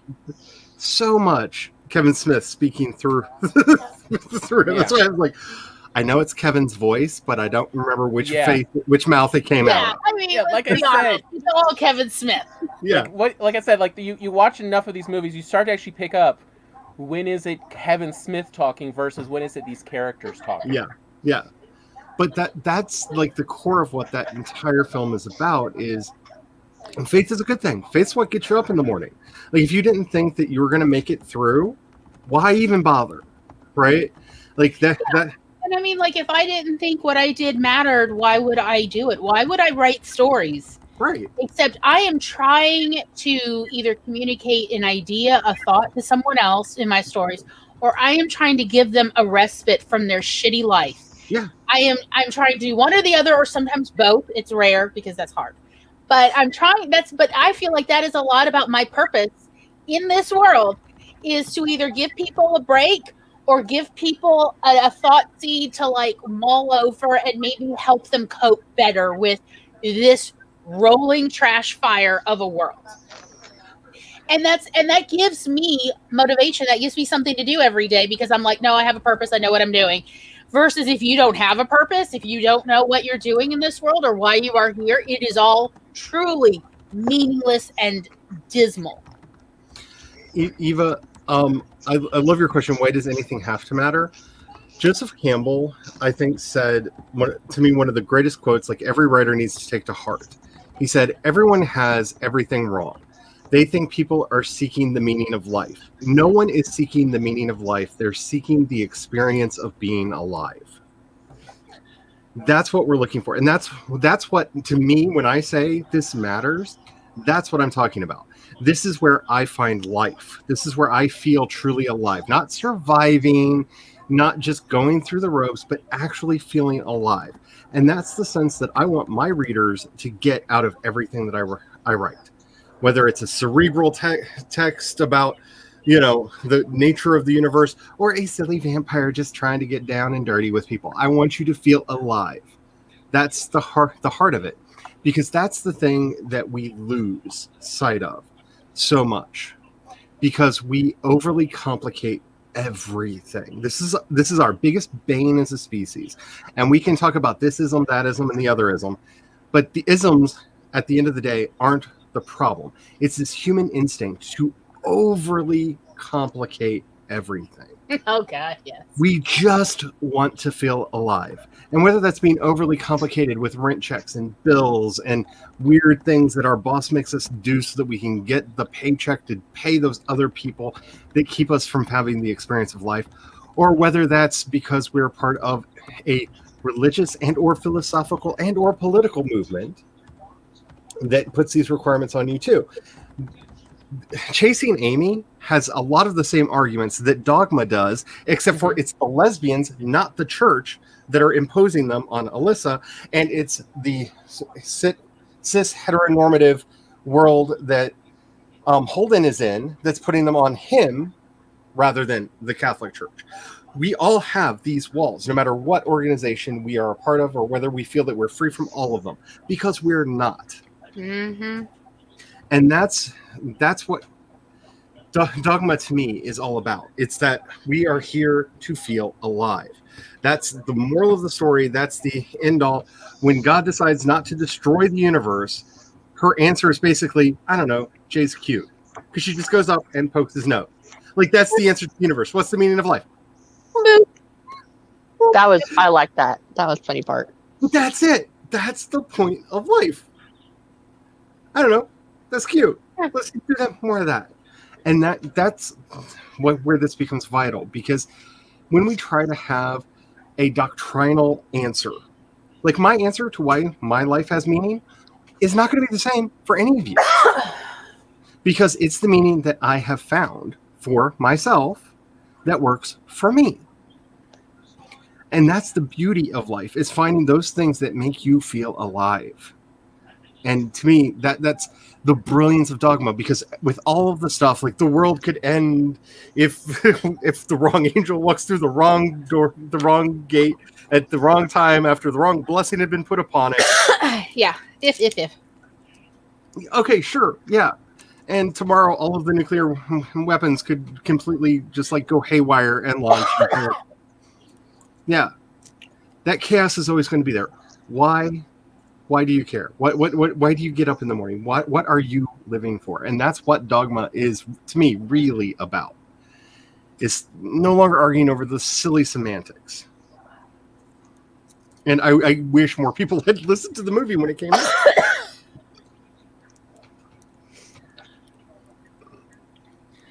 But I mean, that also just reminds me of whenever, and I think I brought it up last week or the week before, but using the usefulness to know the term Immortality Project and how and why people have the quote unquote midlife crisis, but also why you have actually the same crisis when you're in college, which they don't talk about.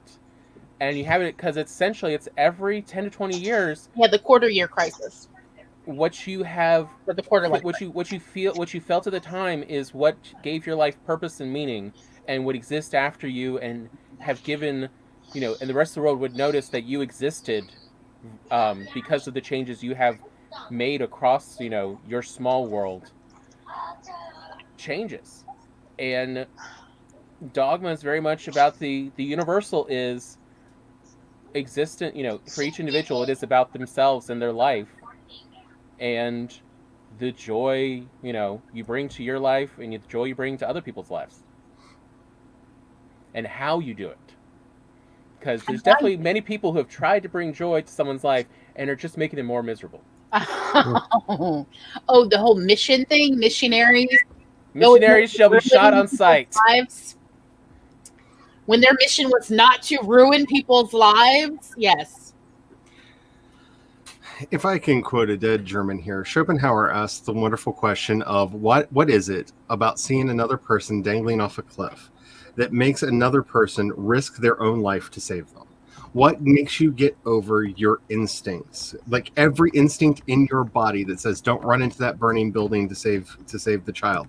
Don't go up to the car that might be about to explode and try to pull the people out. What is it that overcomes that innate instinct? And he said that it's the simplest answer, and it's the one that we always want to overlook. You realize in that split second that it's about living. There's no distinction between my life, their life. There's just life and living in that moment. And if you willingly allowed them to die, you would be allowing part of yourself to die. And that's what overcomes the instinct. Because that's what we are here for, is the experience of life. And that brings up something else that I talk to Glory way too much about in movies. That is the simple solution to the continual problem. What was that movie that came out a couple years ago? I think it's Ex Machina, about this robot, how that seemed truly human, and would a human respond, and as well as just iRobot and a lot of other stories we have with robots. And people keep asking, debating, well, should we care how we treat a robot? And we figured this question out a long time ago, and the answer is yes. And it's a very simple reason why. Because our own personal sense of humanity and what we think of ourselves is reflected in everything we do. And if we treat other things without a sense of respect and humanity, our minds do not have that concept of other. And so the back of the mind gets the concept of, well, we don't respect ourselves then. And that's where this just sense of emptiness comes in. Losing our humanity. That is the slippery slope. See Twitter culture. Yeah. Yes. But because the reason that you treat the robot that has no feelings with kindness and compassion to the robot is not for the robot's sake. The robot, frankly, probably right now at least doesn't care.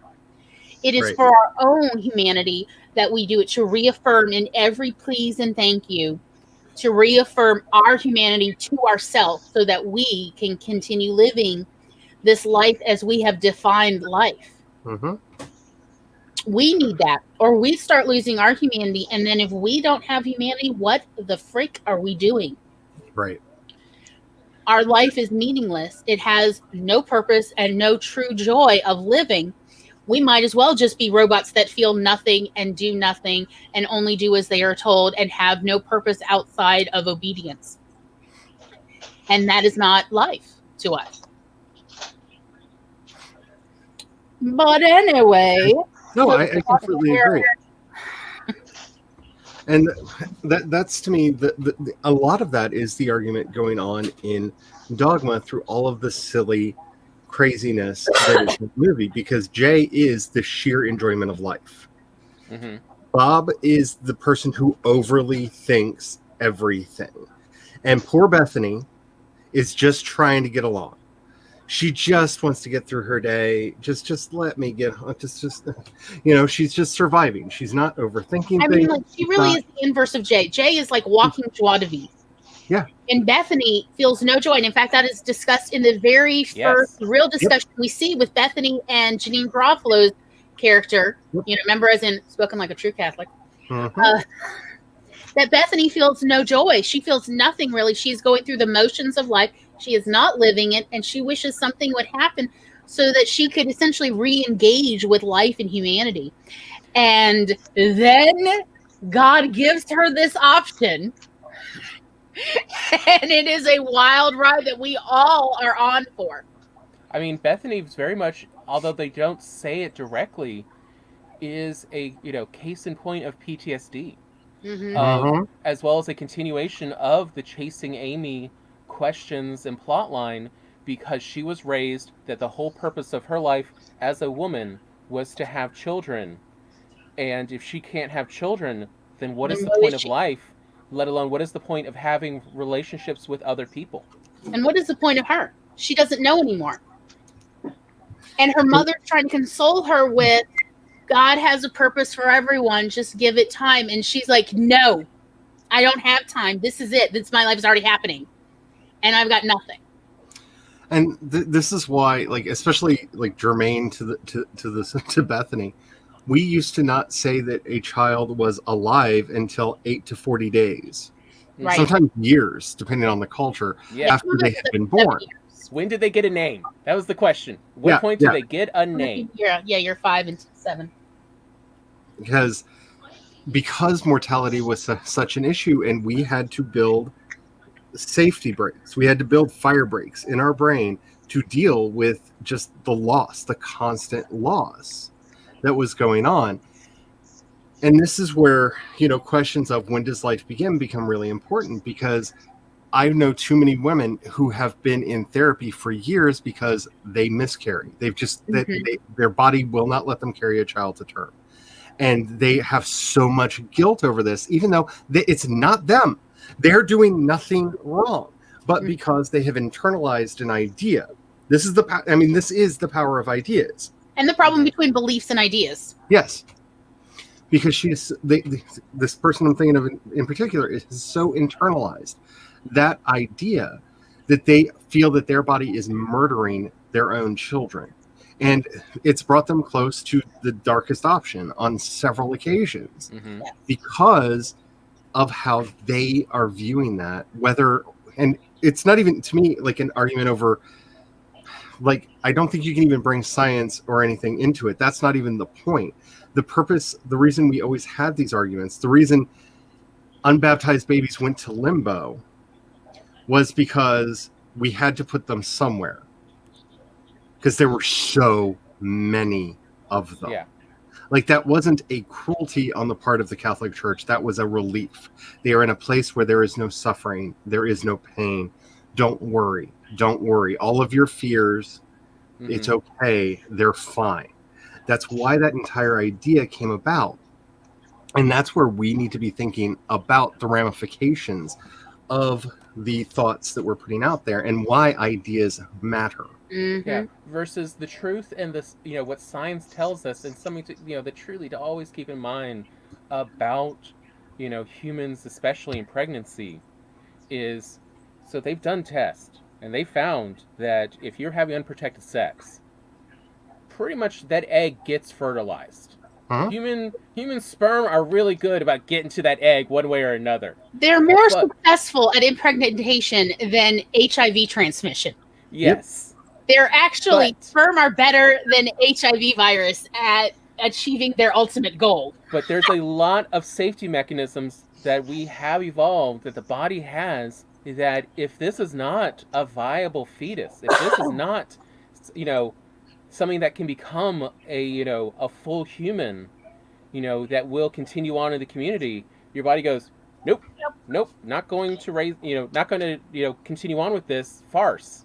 And so, every time there's a miscarriage, it's your body figured out before you knew that this was not a good combination. Well, and 98% of pregnancies end in a miscarriage. Like, most women are never aware of how many times they miscarriage because it happens so early, and it's simply the body has assessed it and went, no, this one's not going to work out. Moving on. You just thought your period was late a couple days. You didn't. Or slightly heavier than normal. Yeah. Like, guess what? That is actually how this works. Is almost every time, women do get pregnant. Because are very easy to get pregnant. And because the other question that Dogma pairs with this so beautifully is when people are telling you a thing is true, what do they get out of it? What is the intrinsic motive? What is the value that they are extracting from you having that belief? And George Carlin played that bishop beautifully. I was going to say, I remember something with Rabbi Glick. I just can't remember what it was, but yes. Oh, you mean the whole Catholicism? Wow, But when Bethany goes to talk with Rabbi Glick, and we hear this of just there's a lot of honesty in there that people may want to disagree with, but most people in those positions will go, yeah, that's right, that's very much.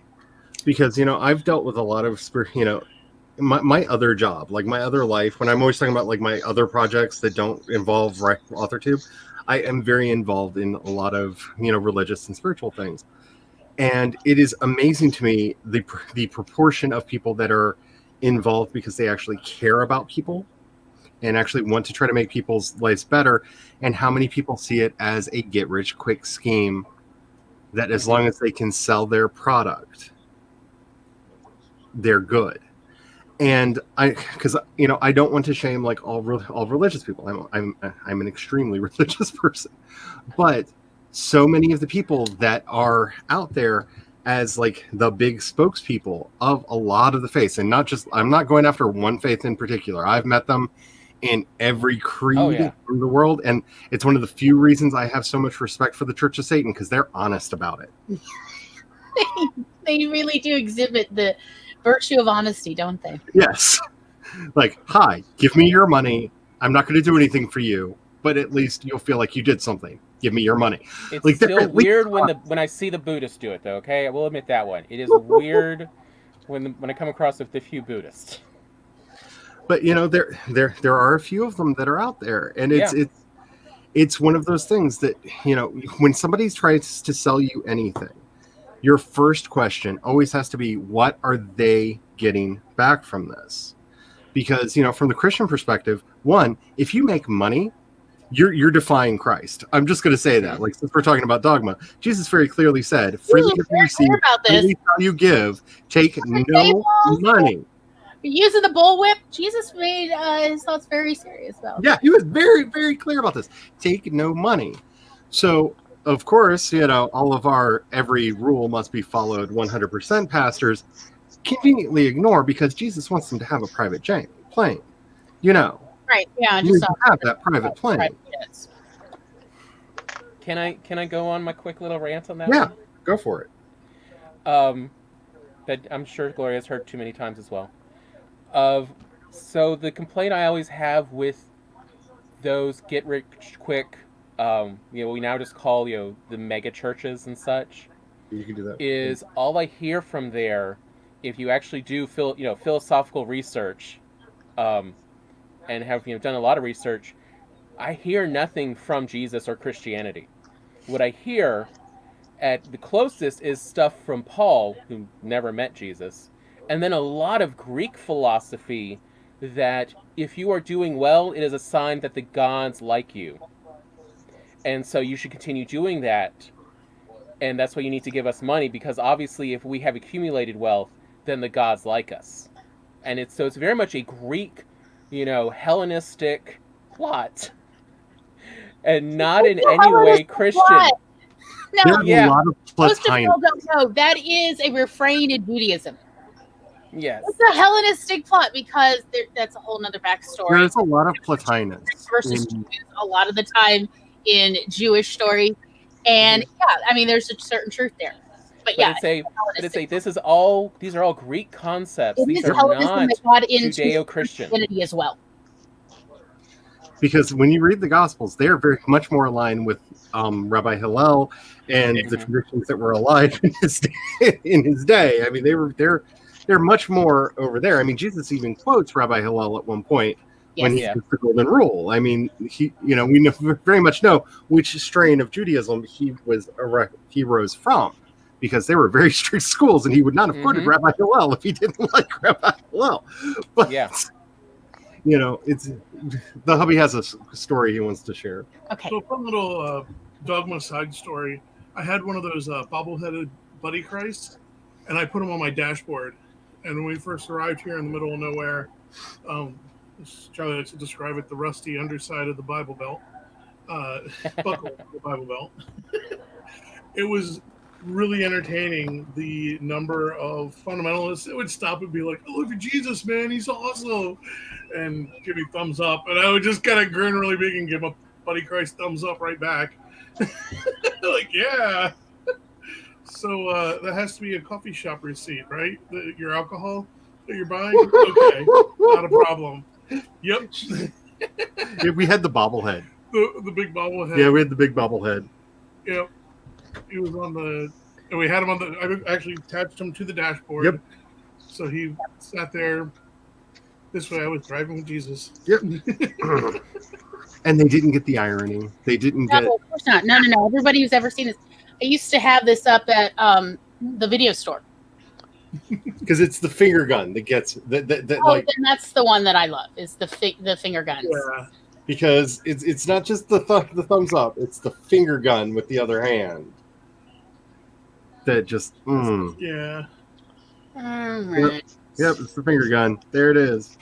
Yep, Jesus is like, yep. I see ya. Hey, babe. And the wink. Oh, the saucy wink. Oh, the wink. I mean, it's a saucy Jesus. It is. He's here to reinvent Christianity for the 21st century. Yep. This was honestly a discussion going on in the 90s, in particular, not just in Catholicism, but among the Southern Baptists, among the Lutherans, the Methodists, everybody, every major religion. Yes, there were even some Buddhist groups discussing of how to bring their religion into the 21st century and make it palatable to young people, i.e. the Gen Xers and the millennials, where they would want to join, since, they were very much aware at the time that attendance was down, re-upping into the church was down. It was across the board. It wasn't just, say, a particular denomination was down. Everybody was down. And it wasn't just Christianity that had their denomination attendance was down. Everybody's attendance was plummeting quickly because the Gen Xers and the millennials were just not interested, and the boomers were not going either. So everybody was trying to reinvent their, deities. Let's say that. Yeah, and Thich Nhat Hanh did a very good job of that with Buddhism.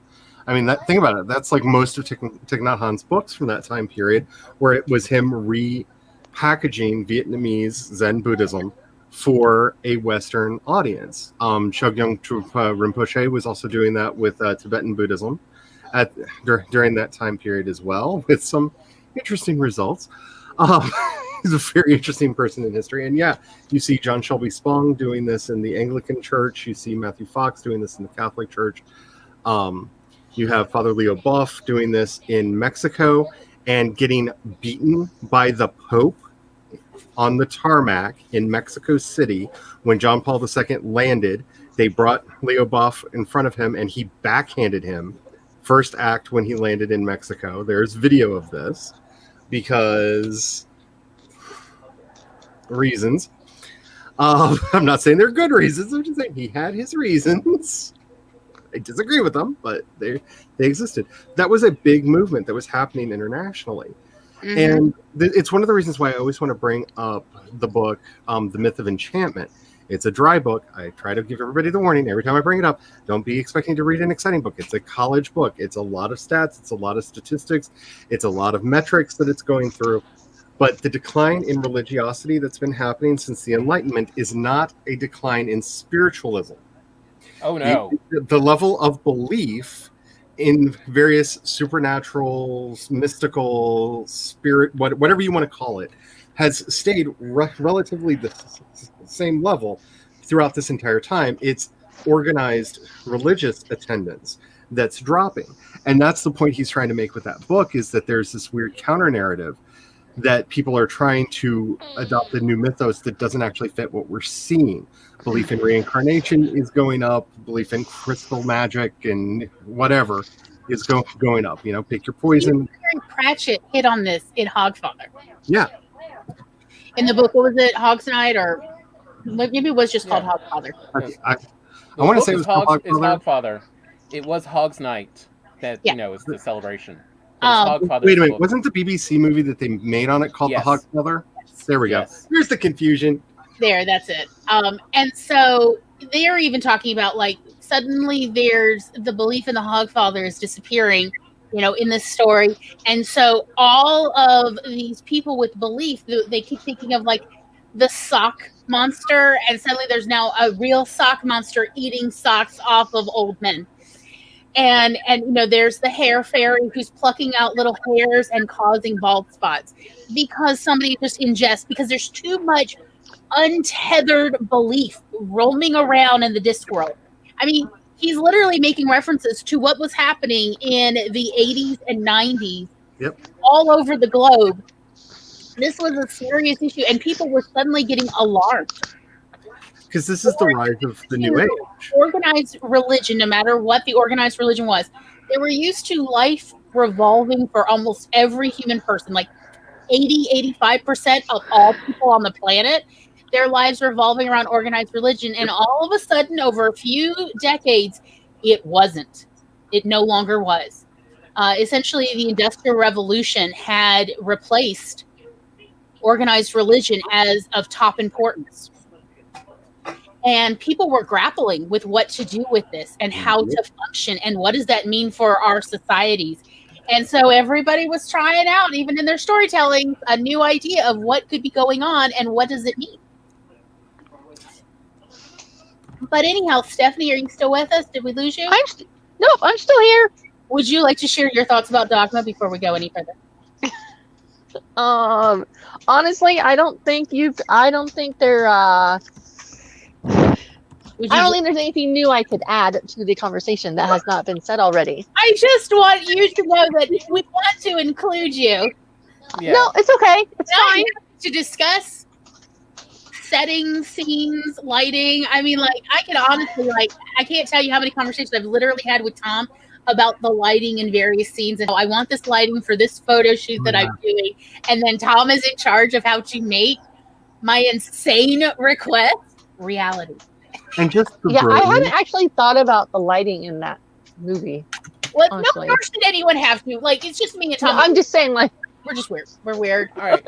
And I did find it amusing that, like, they had him hiding down in a home or in a hospital on a ventilator, and like he was just a homeless person, like, playing Skeeball. That game. Yeah, Skeeball. Like, of course he would, like, where else would he be? Of course he's there. Like, look, I just found that a weird machine in my home. Like, y'all just need to know this.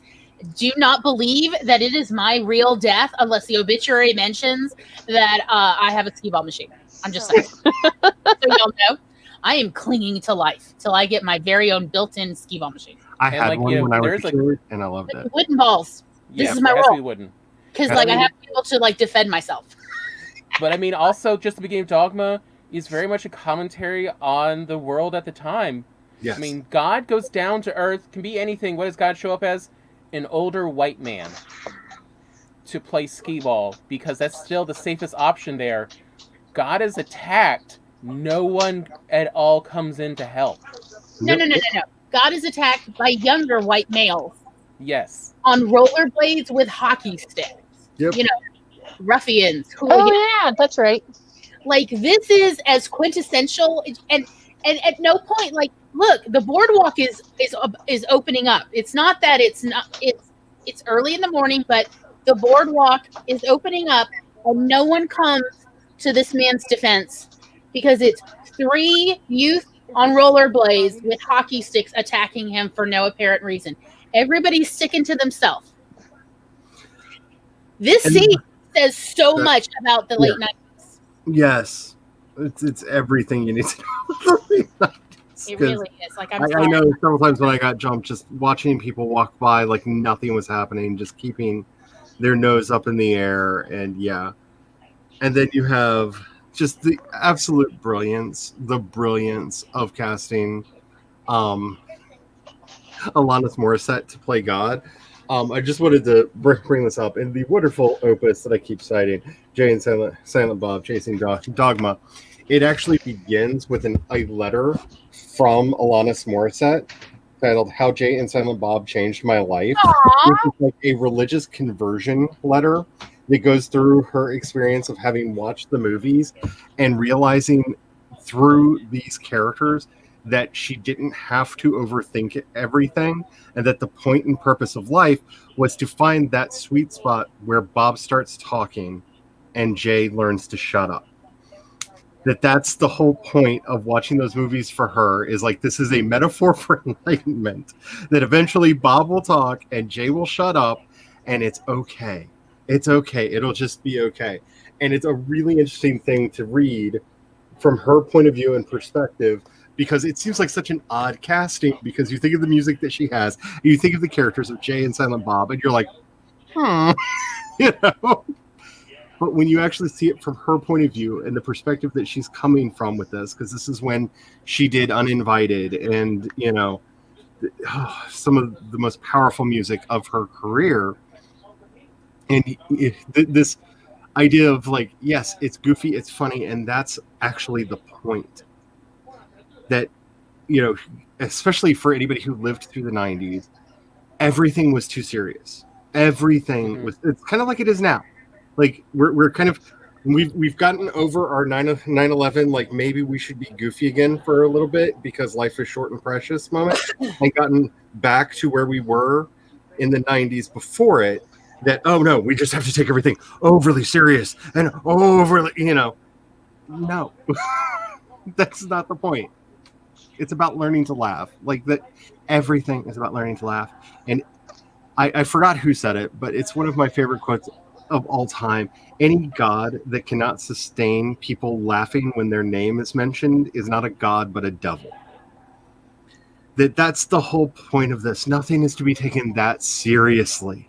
Nothing is to be taken that seriously. Just have fun, y'all. My mother raised me to believe that you can, in a lot of situations in life, you can either laugh or you can cry. And she said, here's the deal. Either one is valid, and it's true. And sometimes it's going to be most appropriate to cry. But let me tell you, most of the time, you're going to want to laugh once you realize that it is easier to get up off your butt and move on and get out of the way of the oncoming cars, get out of the way of the oncoming Cossacks, get out of the way and get to someplace safe and move on with your life if you start with laughing. And she said it just like that, like, so serious, so absolutely serious. But the truth is, she was right about this thing. She wasn't right about a lot of things, but she was right about this. No, if you can, laugh and move on. Get the fuck out of the way. She was right. She was right. I mean, like, y'all, if you knew my actual backstory of all the awful things that have happened in my life, when I tell people these stories, they look at me like I just slapped them upside with their dad's penis. And I don't look that way. I'm just trying to point out, look at all these things that I have overcome. And instead they look traumatized, like suddenly I've given them PTSD from just telling them an abbreviated version of my life. But you laugh and you move on and you get out of the way so no one else can hurt you. And that's what we do. How many literal discussions on which stories are we allowed to tell and which stories are on, like, essentially the censored list. Because if we tell these stories, most people will stop talking to us And have because they don't know how, and because they do not know how to handle it. They literally have no concept of how to handle it, and so to prevent themselves dealing with insanity, all an H.P. Lovecraft story, they will just avoid, blank it out, and go somewhere else. or So stop it never talking to us crosses. altogether, like forever. And I mean, like that this year on Author 2. And it's just one of these. I mean, Charlie's honestly the only person I have told every single story. Charlie's like, and when will I be able to purchase this in an ebook or printed version? And I'm like, I'm working on it. I got an outline. But, I mean, you've seen this on my channel too. Like, I'll tell a story that I've come to either find humorous or a good, like, case point on. Here's how everything can completely go wrong, and like the chat immediately explodes with, "I'm so sorry that happened to you." Like, people like just having like a panicked attack. And to me, it's not like I've processed emotions. This is another thing we do not teach people how to do anymore, and something that you kind of see as like the end goal of every Kevin Smith movie is, I'm processing this. Let's learn how to process this. Like, that's the moment that Bob talks, is it's been processed, and here's the answer. Here's the way to understand or cope with the situation that comes out. Go click on Bella's near the bottom. This one? Yeah. Okay. Yeah. Because what it really reminded me of is, I'm sorry y'all don't have this option. I hate StreamYard for it, that y'all can't just click on stuff like, here, let's do it. Like, yeah, I'm sorry. Yeah, but I think it was in a TED Talk even actually that was brought up, and that is the difference between empathy and sympathy, and why sympathy kills. Yep. Because sympathy is saying you are other. Yep. You are not part of my group. You are separate. I owe no responsibility to you. I see that, and I am glad it's not me. Versus empathy is, I relate to this. Oh my God. I do not feel alone. I hope you do not feel alone. And it brings together. And so everyone really needs to be careful to never sympathize with someone, but to empathize with the situation and, take what they can from it. I respond to other people's tales of hardship with the response that I want, which is I say, that sounds rough, or that is really rough to deal with. And that's it. And I let them talk beyond that. But it's like, it's rough, but I'm not trying to other them, because we're still in this together. Your pain is my pain, and I am here to sit here quietly with you. Aquinas wrote 3 books on how pity is a sin and compassion is a virtue, and trying to explain this to people 1,000 years ago. And still nobody gets it now. And I'm just saying, like, he goes through the logic of it, the reason of it, the metaphysics of it. Like, if you need any kind of an argument, he covered it in one of those books somewhere. But I'm just saying, like, we don't listen to that argument because it's so much more. It's easier. I'll just say it that way. It is easier to shield ourselves from other people's grief than to recognize that grief can exist in the world. And we don't want to do that. We just don't want to do that. And it's a shame.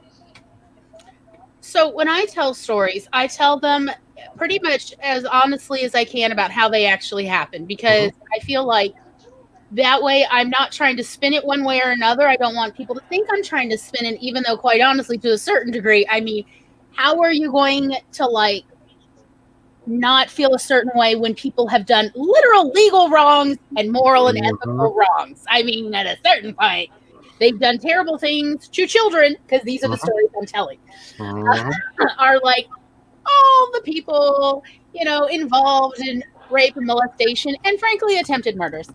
And it's not a victimhood because I'm still here. I survived. I'm thriving, quite frankly. I'm proud of myself because I've worked this hard to get to now where I am okay and I don't seem horribly, irreparably broken and traumatized This is my thriving story, but nevertheless, it is horrifying. And yet, people don't talk to me afterwards. Ever. So, the book that I published, like, it's basically inspired from my horribly crappy childhood full of, like, horrible stuff, okay? And so on Monday or Tuesday mornings, I go to Bible study at my church full of judgy older women, because that's what church is filled up with these days. It's fine. Yeah. We were talking about, like, this new Bible study we're going to be doing that we started last week, and someone's like, oh, points to me and says, Stephanie has good insight on this because, you know, she's her book is about, you know, going through hardships. And then the next thing that someone said was, you know, people are going through hardships, or people that are doing morally wrong things or bad things to people. They just don't have God in their lives. They don't have God in their life. And okay, let me just preface this by saying I did not sleep for like days. Thank you, Glory, for like days. Like I slept for like 2 or 3 hours. Jackson, get off the cat. You can't have a baby with it. Like 2 or 3 hours a night for like 3 or 4 nights straight, right before I went to this Bible study. And so I went off on the person holding, like, we had a big group and we split to smaller groups. And I said, listen, every freaking person in my book that's a villain has had God in their life. My dad, he grew up in the church, and he beat the crap out of me until my eyes bulged up. Shit. My grandfather, who molested me and my brother, was involved in church. He spoke in tongues supposedly, and he drove the youth Bible or the youth bus route for church every Sunday and Wednesday night. So don't give me this crap about everyone that's horrible doesn't have God in their life, because they did. So, and then I felt bad, so I apologized a little later. And like, I'm sorry I went off on you, but I still believe everything I said. Exactly. That's my apology to my brother is, I'm sorry about yelling, but I meant every word. Like, and then, like, I had this other girl at church. She read some of my book before I published it, and she's like, I really like God in that soaring more. Because you told me you were baptized when you were 10. I said, yes, I chose to be baptized when I was 10, but no, God's not in there because he wasn't there. Because I don't feel like he was around. She kind of stopped talking to me. So I'm wondering, like, because a lot of people at church are wanting to buy my book, and they're buying my book. I'm like, I wonder how many people will stop talking to me, and my day will be much more peaceful without them talking. But, you know, it's fine. I know that feeling, though. Yeah. But yeah, I get it. Like, I'll tell people things, and they're like, really? Like, yeah, really? And then when I tell people my reaction when I found out my father had passed away finally from his brain cancer he got and his other cancers he's had, they look at me really strangely too and stop talking to me. But that's okay. Everyone has their way of dealing with stuff. Yes. Maybe not appropriately, but they do. Just a couple things on what both you and Glory said. Number one, on what you said, I kind of wish that they would come around to the point of view that if somebody is doing horrible, terrible things, that can we just, okay, fine, let's agree they didn't have God in their life and actually kick them out of the institution, because the problem that we're having is that these people are allowed to stay in power in a lot of institutions. Like, pick your side, people. Pick your side. You can't say when it happens to a little person and a person not in power, well, they just needed to have God in their life. But when it's the people in charge doing it, they're like, but God will redeem them. It'll be fine. No.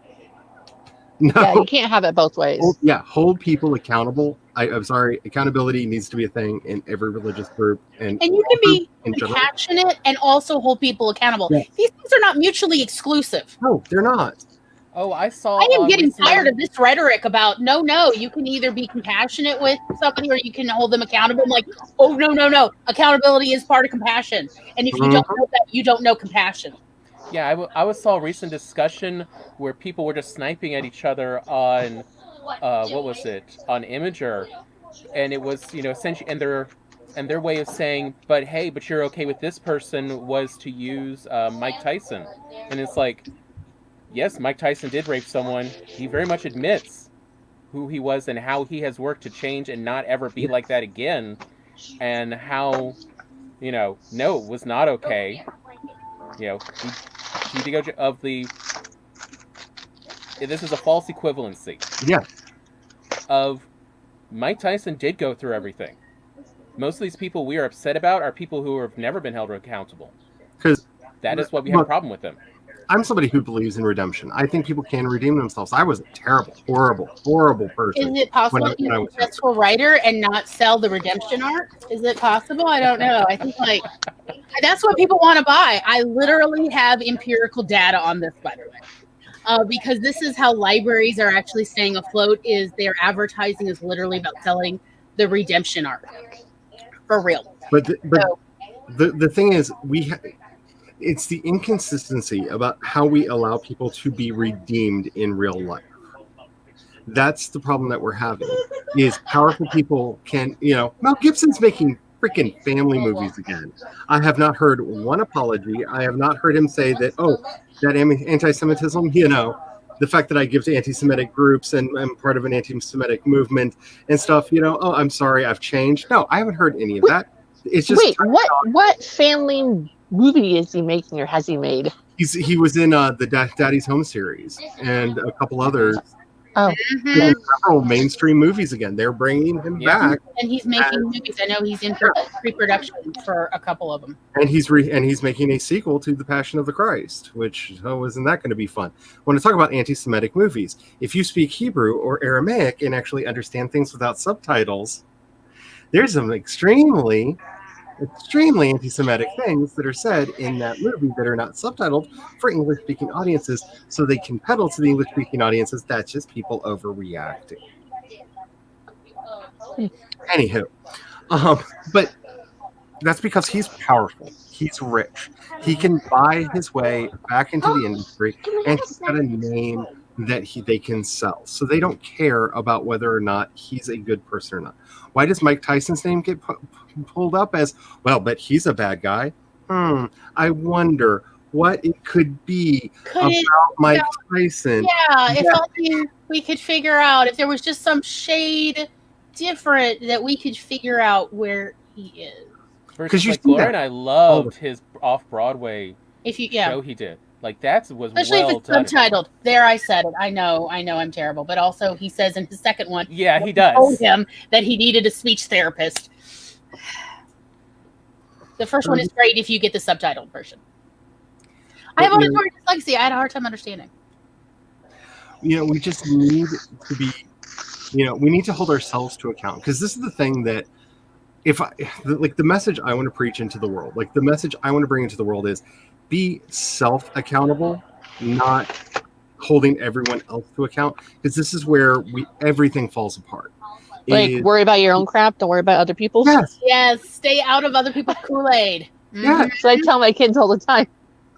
Because these are my cornflakes, not your cornflakes. I'll work on my cornflakes. Yes, there are some people in public life that may deserve a bit of a shaming because, they're billionaires who are doing terrible things. Mm-hmm. And I can name 5 of them. If there ever was one, Charlie. What? There's an understatement if there ever was one. There's millionaires doing bad things. But see, they're going to pay their way out, right? Yeah. No, nobody cares. It's safe to make Elon Musk jokes again, and Elon Musk can be a good guy again, even after all the stuff that he did and said, because he's rich, he's famous. We just sweep it under the rug, and that's the thing. They're the people that need that public accountability. The dude down at the Piggly Wiggly who did the terrible thing, yeah, maybe society should step in just a little bit on that. But, he's a poor dude in the middle of nowhere at the Piggly Wiggly who did a bad thing. So, and the entire society coming down on them will just convince them that the world is out to get them and harden them in their bad views. So we need to be so much more interested in what we're doing and who we are giving credit to. I don't know what to do with myself because I'm a huge Harry Potter fan. I have all of the books. I have a whole bunch of Funkos. I have a whole bunch of Harry Potter stuff. When I started setting the office up, I have a box right there with all my Harry Potter stuff in it. And that's the thing is, one, do I even put that back up in my office because of everything going on? Two, do I make sure that it's off camera because I don't want to give any endorsements to she who shall not be named? Or do I defiantly put it right there just to be like, hi, I'm trans. That's my Harry Potter stuff. And go on. Which is the right thing to do? My issue with Heinlein is I love several of them, But I mean, the man was not like a role model that I would recommend for anyone. Hitler, Mussolini, and Franco were good guys.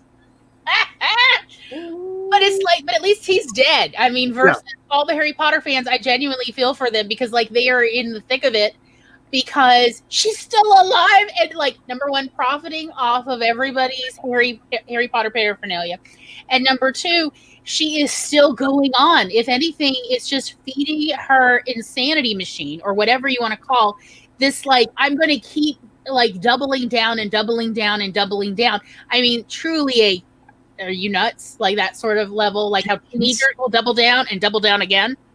She is such an interesting case study on this because she actually uses the fact that she had been called out for being a TERF as the reason she became one.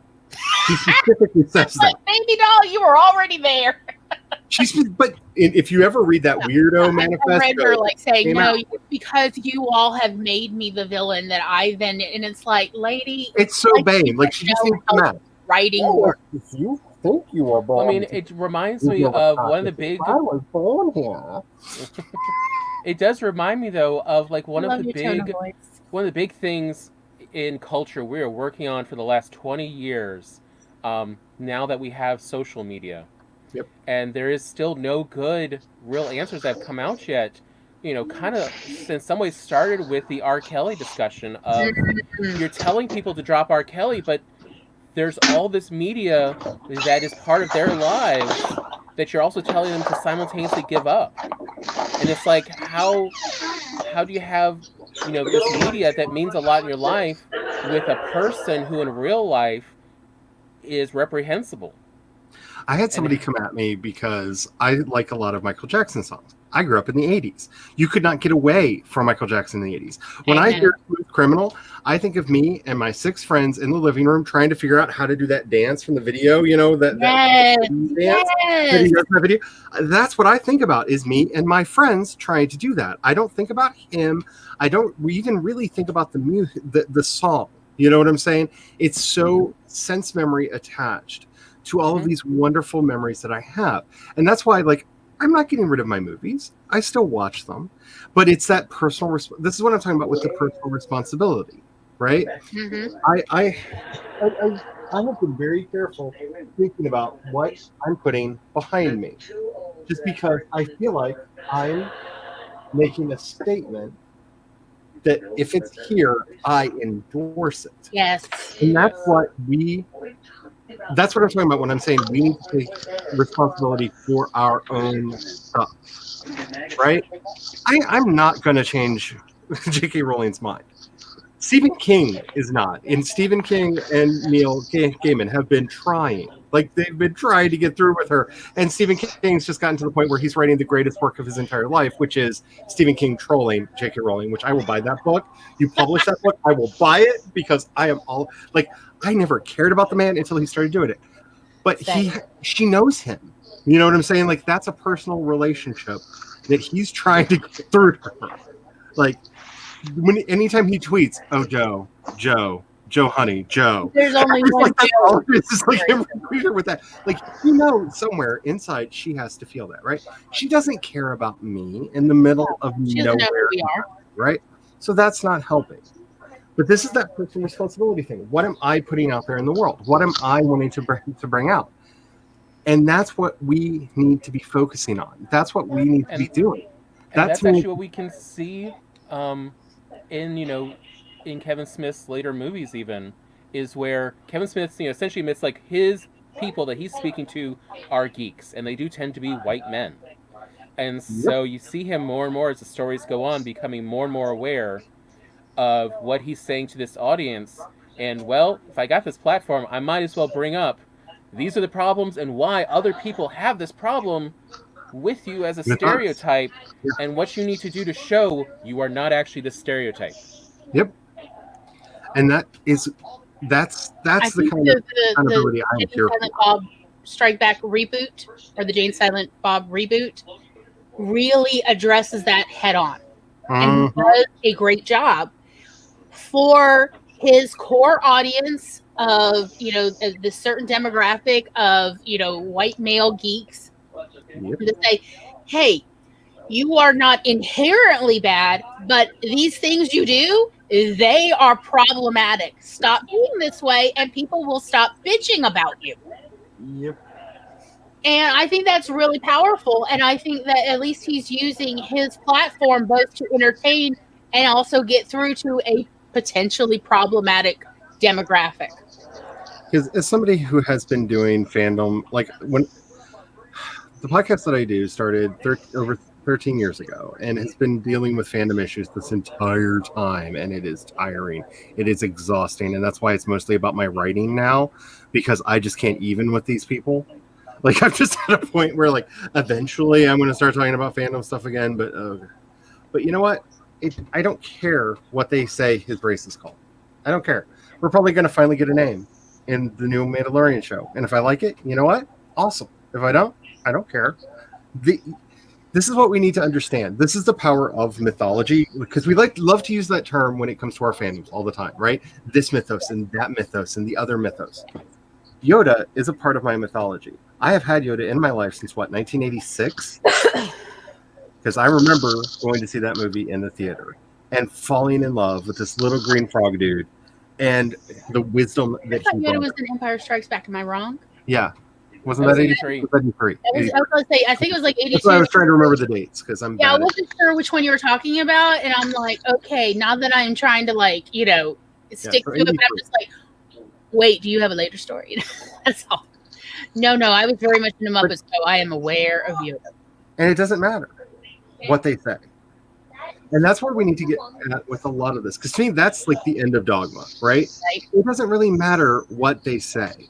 It's what does it mean to you? Yes. What do you care about? It doesn't matter if you and I have the same headcanon about this glorious little green dude. It doesn't matter. It doesn't matter. I don't care. And it's not like a, Cartman kind of, screw you, I'm going home. Like, it's not that crap at all. It's, you're maybe you can change my mind, but I've lived with this idea since I was a child. Mm-hmm. You're not going to ruin my childhood by doing something that I don't like. That's not what any of this is. That's, you know what I'm saying? Like, that's part of that, taking everything too seriously. Is the new Gremlins cartoon going to be good? I don't know. Is it going to make me not like the old Gremlins stuff? The only thing that's been able to hurt Gremlins for me is Dear White People, when they actually explain what Gremlins is actually about. And I went, Charlie, what are you talking about? have you not seen Dear White People? No, and I have not. Should I see it? Is it worth watching? She writes a dissertation. She's in a film appreciation class, and she writes her dissertation on gremlins and race relations in 1980s America, and how the gremlins are a stand-in for African Americans and white fear of them. Yeah. And it's one of those things that, like, once you hear it, it's kind of hard to like, it's in there forever. Like, you can't shake it. You can't shake it off. Like, but not in a bad way. It's just like, it's just another layer, another overlay onto the Gremlins story. Oh, wow. Never would have thought of it that way. But I mean, I will say, like, after watching them, that it turns out I actually don't like the original Gremlins movie, but I do like Gremlins the sequel. 2. Yes.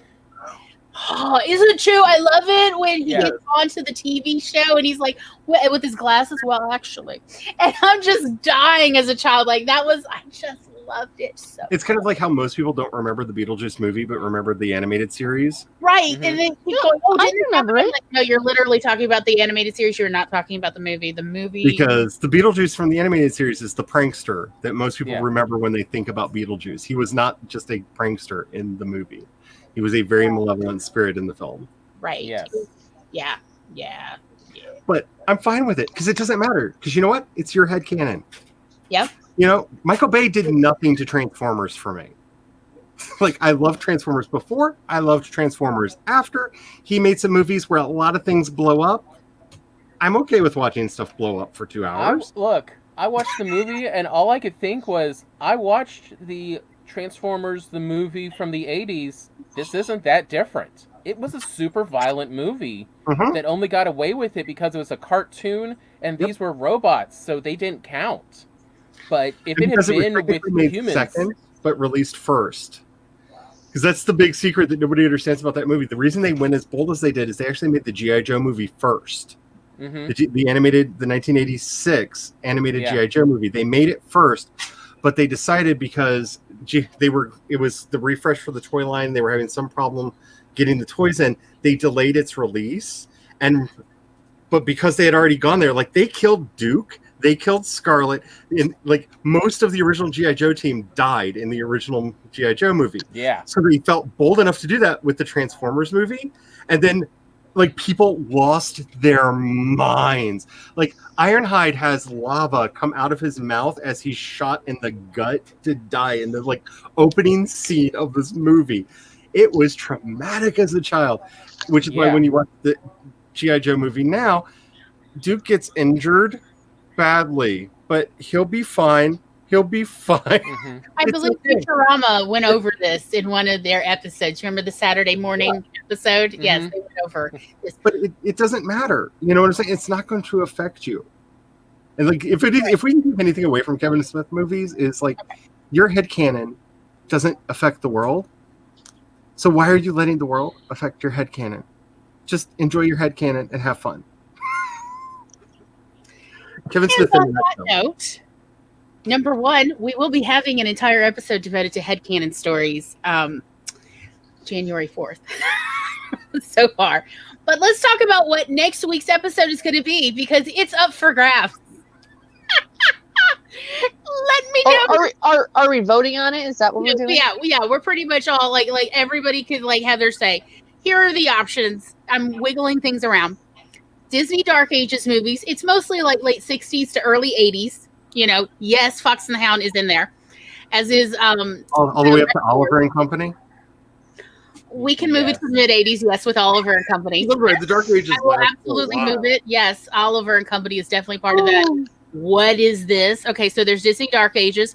There's the Antiquated South. That's where we talk about Song of the South, Gone with the Wind, as well as the better settings for Southern stories, such as Midnight in the Garden of Good and Evil, and Beautiful Creatures, and Finian's Rainbow. Like good settings in the South, like how to use the South as a setting that is not problematic as you, the writer, using it. Like, so not glorifying the South, but in fact using it to actually essentially tell a story.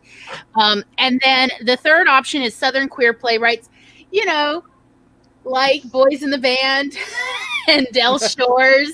Like I've just been bringing up this entire time. Yes. So what do we all want to talk about next week so we know what to watch this week? Because I need time to binge watch these movies again. I don't know about the rest of y'all, but I need a little time to rewatch them because I forget. I mean, I do have a dissociative disorder. I forget things. So anyway, let us know in the chat, and here in the live chat, y'all could tell me what you think. Whether you want to just watch, or would you like to guest on, which is also awesome. I think you could start with like a question of when did the Disney Dark Age start? Because I'm thinking back to like the Daniel Boone, the Disney after Disney died, when they started repackaging everything for television. No, I know what you're talking about, the movies, but I'm saying we could have a whole ecumenical discussion. Like Disney was having a bit of a downturn. Like Disney himself was having, he wasn't showing up regularly several years before he died. Yeah.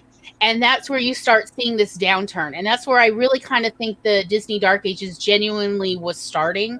So essentially the mid 60s on through the mid 80s, when, finally Little Mermaid pulled them out of the mediocrity dross that they were going into, or they were already deep into. It takes a drag queen to fix everything. I mean, that's fair though, but that's fair. So, I mean, it sounds like maybe we're leaning toward Disney Dark Ages. I'm looking at the chat, and the chat's exploding with Disney movies. Look, but it's the Disney movies no one likes to talk about. Yeah, nobody wants to talk about The Fox and the Hound, but let me tell you, that movie made me cry when I was a child, because, I could relate. Yes. I lived that. I literally lived that, too. It was bad. I cried. Yeah. And then there's Robin Hood. Robin Hood. Oh, I know all the songs. I still watch. And the them. Rescuers. We're dealing Rescuers. with bad people. Let me tell you, and like, yeah, and I have like personal history with swamps here in Mississippi. But anyway, yeah, like, Get over here and say that out loud. Get over here and say that out loud. what you got to say, hubby? Go say it. Doesn't it? Say it. Say it. I'm a hound dog. No, isn't he so cute? That's how I ended up with a basset hound in my early 20s. No. Yes. Okay. So what do we want? I can see Disney. Oh, and Lady in the Tramp. Lady in the Tramp. I see a bunch of votes for Disney. It looks like seems like- Yeah, I don't think it really matters what anybody else says. I think Disney has won the chat ball. Yeah. I think so too. People who were like, Clearly "Oh, outvoted. But and by the way, to everybody in the chat, since I pretty much know most of y'all, like in Discord and stuff, you can message me if you need a link to any movies, and I will do my best to help you source in a variety of ways so you too can watch these movies. Because what? And to my great shock and chagrin, most of them have not been hidden and actually are on Disney Plus. Right, there is that. Of all the movies that you'd think they'd put in the vault, some of those movies you'd think would be in that vault. I think the one we've had the hardest time is finding a copy of The Rescuers.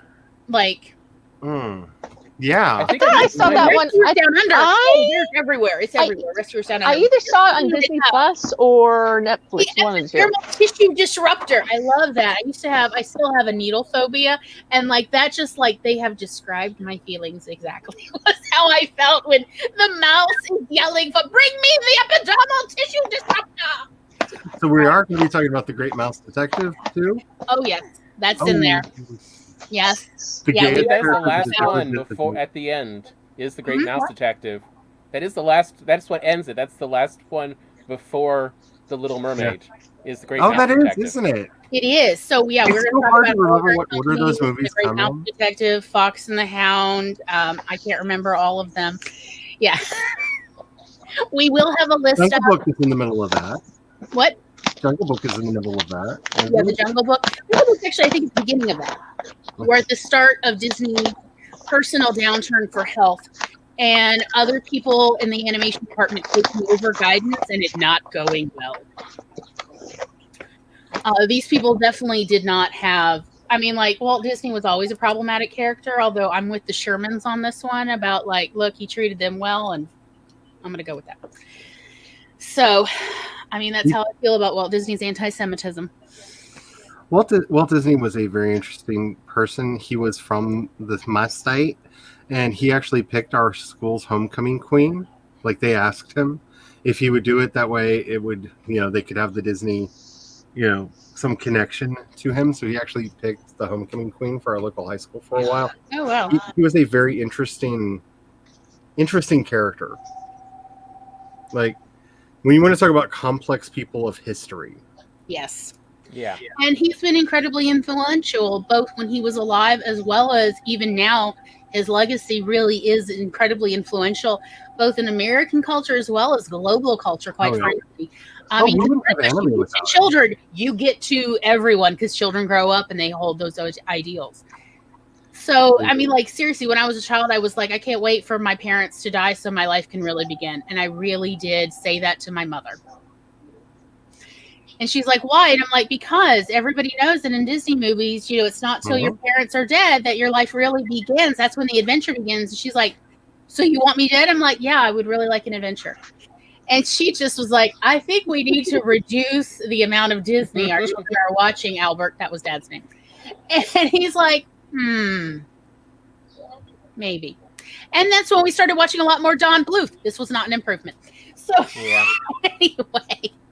That's a whole story in and of itself. So much. Thumbelina is like all just PTSD in a package. Oh no, I'm just talking about like the history of the Don Bluth corporations. Oh, there's so much to unpack. Like, if you were into animation and you do not know the twisted tale that is Don Bluth and his attempt to get revenge on Walt Disney, and the 9 companies he ended up bankrupting to get there. I mean, truly, yeah. Speaking of, they are now making yet another movie for what is it? Dragon Slayer. Oh, It's supposed to come out next year. his Dragon Slayer movie was a thing. Dragon Slayer. Like Tom once found me an edit of the entire Dragon Slayer storyline from the original Laserdisc game. Mm-hmm. I remember that game. Because I was a little kid. I could never get very far in the game. I just wasn't good at it. You know, I was never that. I never had good hand-eye coordination. And Over hard. so I never got to see how it ended. And I was so into it. And that's how I ended up watching the whole Dungeons and Dragons animation series, was because I thought it was like a sequel to the Dragon Slayer game. And I mean, like, they had a little pet dragon. Are you kidding? Like, hello, this is like checks all the boxes for me. So anyhow, yeah. And that's how I bought the DVD like a million years ago for the Dungeons and Dragons game before like no one knew about it. It was at Fred's for $5. But anyway, so next week we're going to talk about the Disney Dark Ages. Apparently. You know, I hope everyone has their way to source, but if you do have a problem sourcing Disney movies, let me know and I'll do my best to help you out. And would anyone like to do an outro? Oh, what the heck. Hello, if you don't know me, which I think at least every name I see in the chat does, but just in case. Hi, my name is Charlie. I do things on my channel periodically. I stream every Wednesday and Friday, and, you know, periods in between when I just feel like it. Watch for pop-ups. I'm currently working on like 5 million books. Pick a genre. I'm probably writing a book in a genre that you're interested in right now because I am trying to get as much out in a short period of time as I possibly can. So I'm probably writing in one of your favorite genres, unless that it's modern contemporary. That's like the only one I can think of that I currently don't have a project working in. So I also podcast, and I'm trying to get back into doing that after the rage-filled weekend and week that I had last week. You can find links to everything that I do over at projectshadow.com. And also you can find a link to Charlie's channel as well as Stephanie's channel down below in the description. Scroll all the way to the bottom under people who make us feel included and appreciated, because we really do love them. All right, Stephanie, how much you get? Something to say? Yes. Hi, everyone. I think you all know me, or you've actually like seen me in the chats or something along those lines. My name's Stephanie. I have a YouTube channel. I'm on Instagram. I'm kind of on Twitter once in a while. I have a Facebook page, but don't go there. That place is toxic. I just recently, 2 weeks ago today, I recently published a book. What'd you say, Charlie? Oh, I just was giving all the amens to your Facebook stock. Yeah, don't go. Yeah, exactly. Yeah. I am now currently working on a sequel to my book. I am on chapter 6 out of hopefully 27 chapters. And today I got another order of my books in, so I can show it to you guys. Yeah. Oh, Nice. Hold up. Let me do the whole solo thing. I'm still learning streamer. Here we are. Now give us a twirl. Show us the back. Ooh, look at the spot. Oh, pretty. No. There you go. I like it. I like it. So, my first version of this exact book did not have page numbers on it on accident. But now, the updated version has page numbers on it. So, anyone who orders it will now have page numbers. Yay! See, their look, place. actual. It's an added bonus. And it has, the chapters are like have a little designing thing on there. So, anyways, it is available on Amazon and through Kindle. Amazon is paperback, Kindle as an ebook. This week I'm going to be uploading it to like Google Play, Kobo, and Barnes and Noble, and it's already on Apple iBooks. Nice. So, I think that's it. At least not sitting up on the couch. I don't care. Go away. Do you have an outro, my darling? Oh, yes. Tom, go. No, I'm good. Goodbye. Goodbye. I'll be right back. Okay. I'm Tom. Someday I will actually do a Think Fix. Right now, I'm mostly, co-host with Glory and occasionally on her channel and edit videos, trying to make best of reels so people can go back and watch all of our commentaries and discussions on all these subjects. So, maybe help people figure out when they're trying to do their writing, stuff they may not know about. So hopefully those will be starting to go up in the next couple weeks. The first one's already up now on Star Wars, and they're all time coded, so you can just go to the subject you're interested in. Hi, I'm Glory, and you're on my channel, so I hope you know who I am. I do a thing every week with my brother on Mondays at 4 p.m. Eastern, 3 p.m. Central, 1 p.m. Pacific, because we're both autistic and we really feel like there's not enough autistic representation, or at least acknowledged representation. So we try to talk about storytelling. We try to talk about storytelling from our point of view, as well as just so people can see how we talk to each other and to our friends, our guests, our beloved people. Also, we have a coffee account. If you've got a spare $1 or $2, we love a coffee. If you like what we do, please help support us. And if you don't, it was great seeing you. Thank you. If you do like what we do, please consider subscribing and clicking like and letting us know who you are. But also, so you know, Where did you get it? are welcome. So I think that's about it. Yep. Dude, I think so. you're shaving the Bye. Bye, everyone. Bye.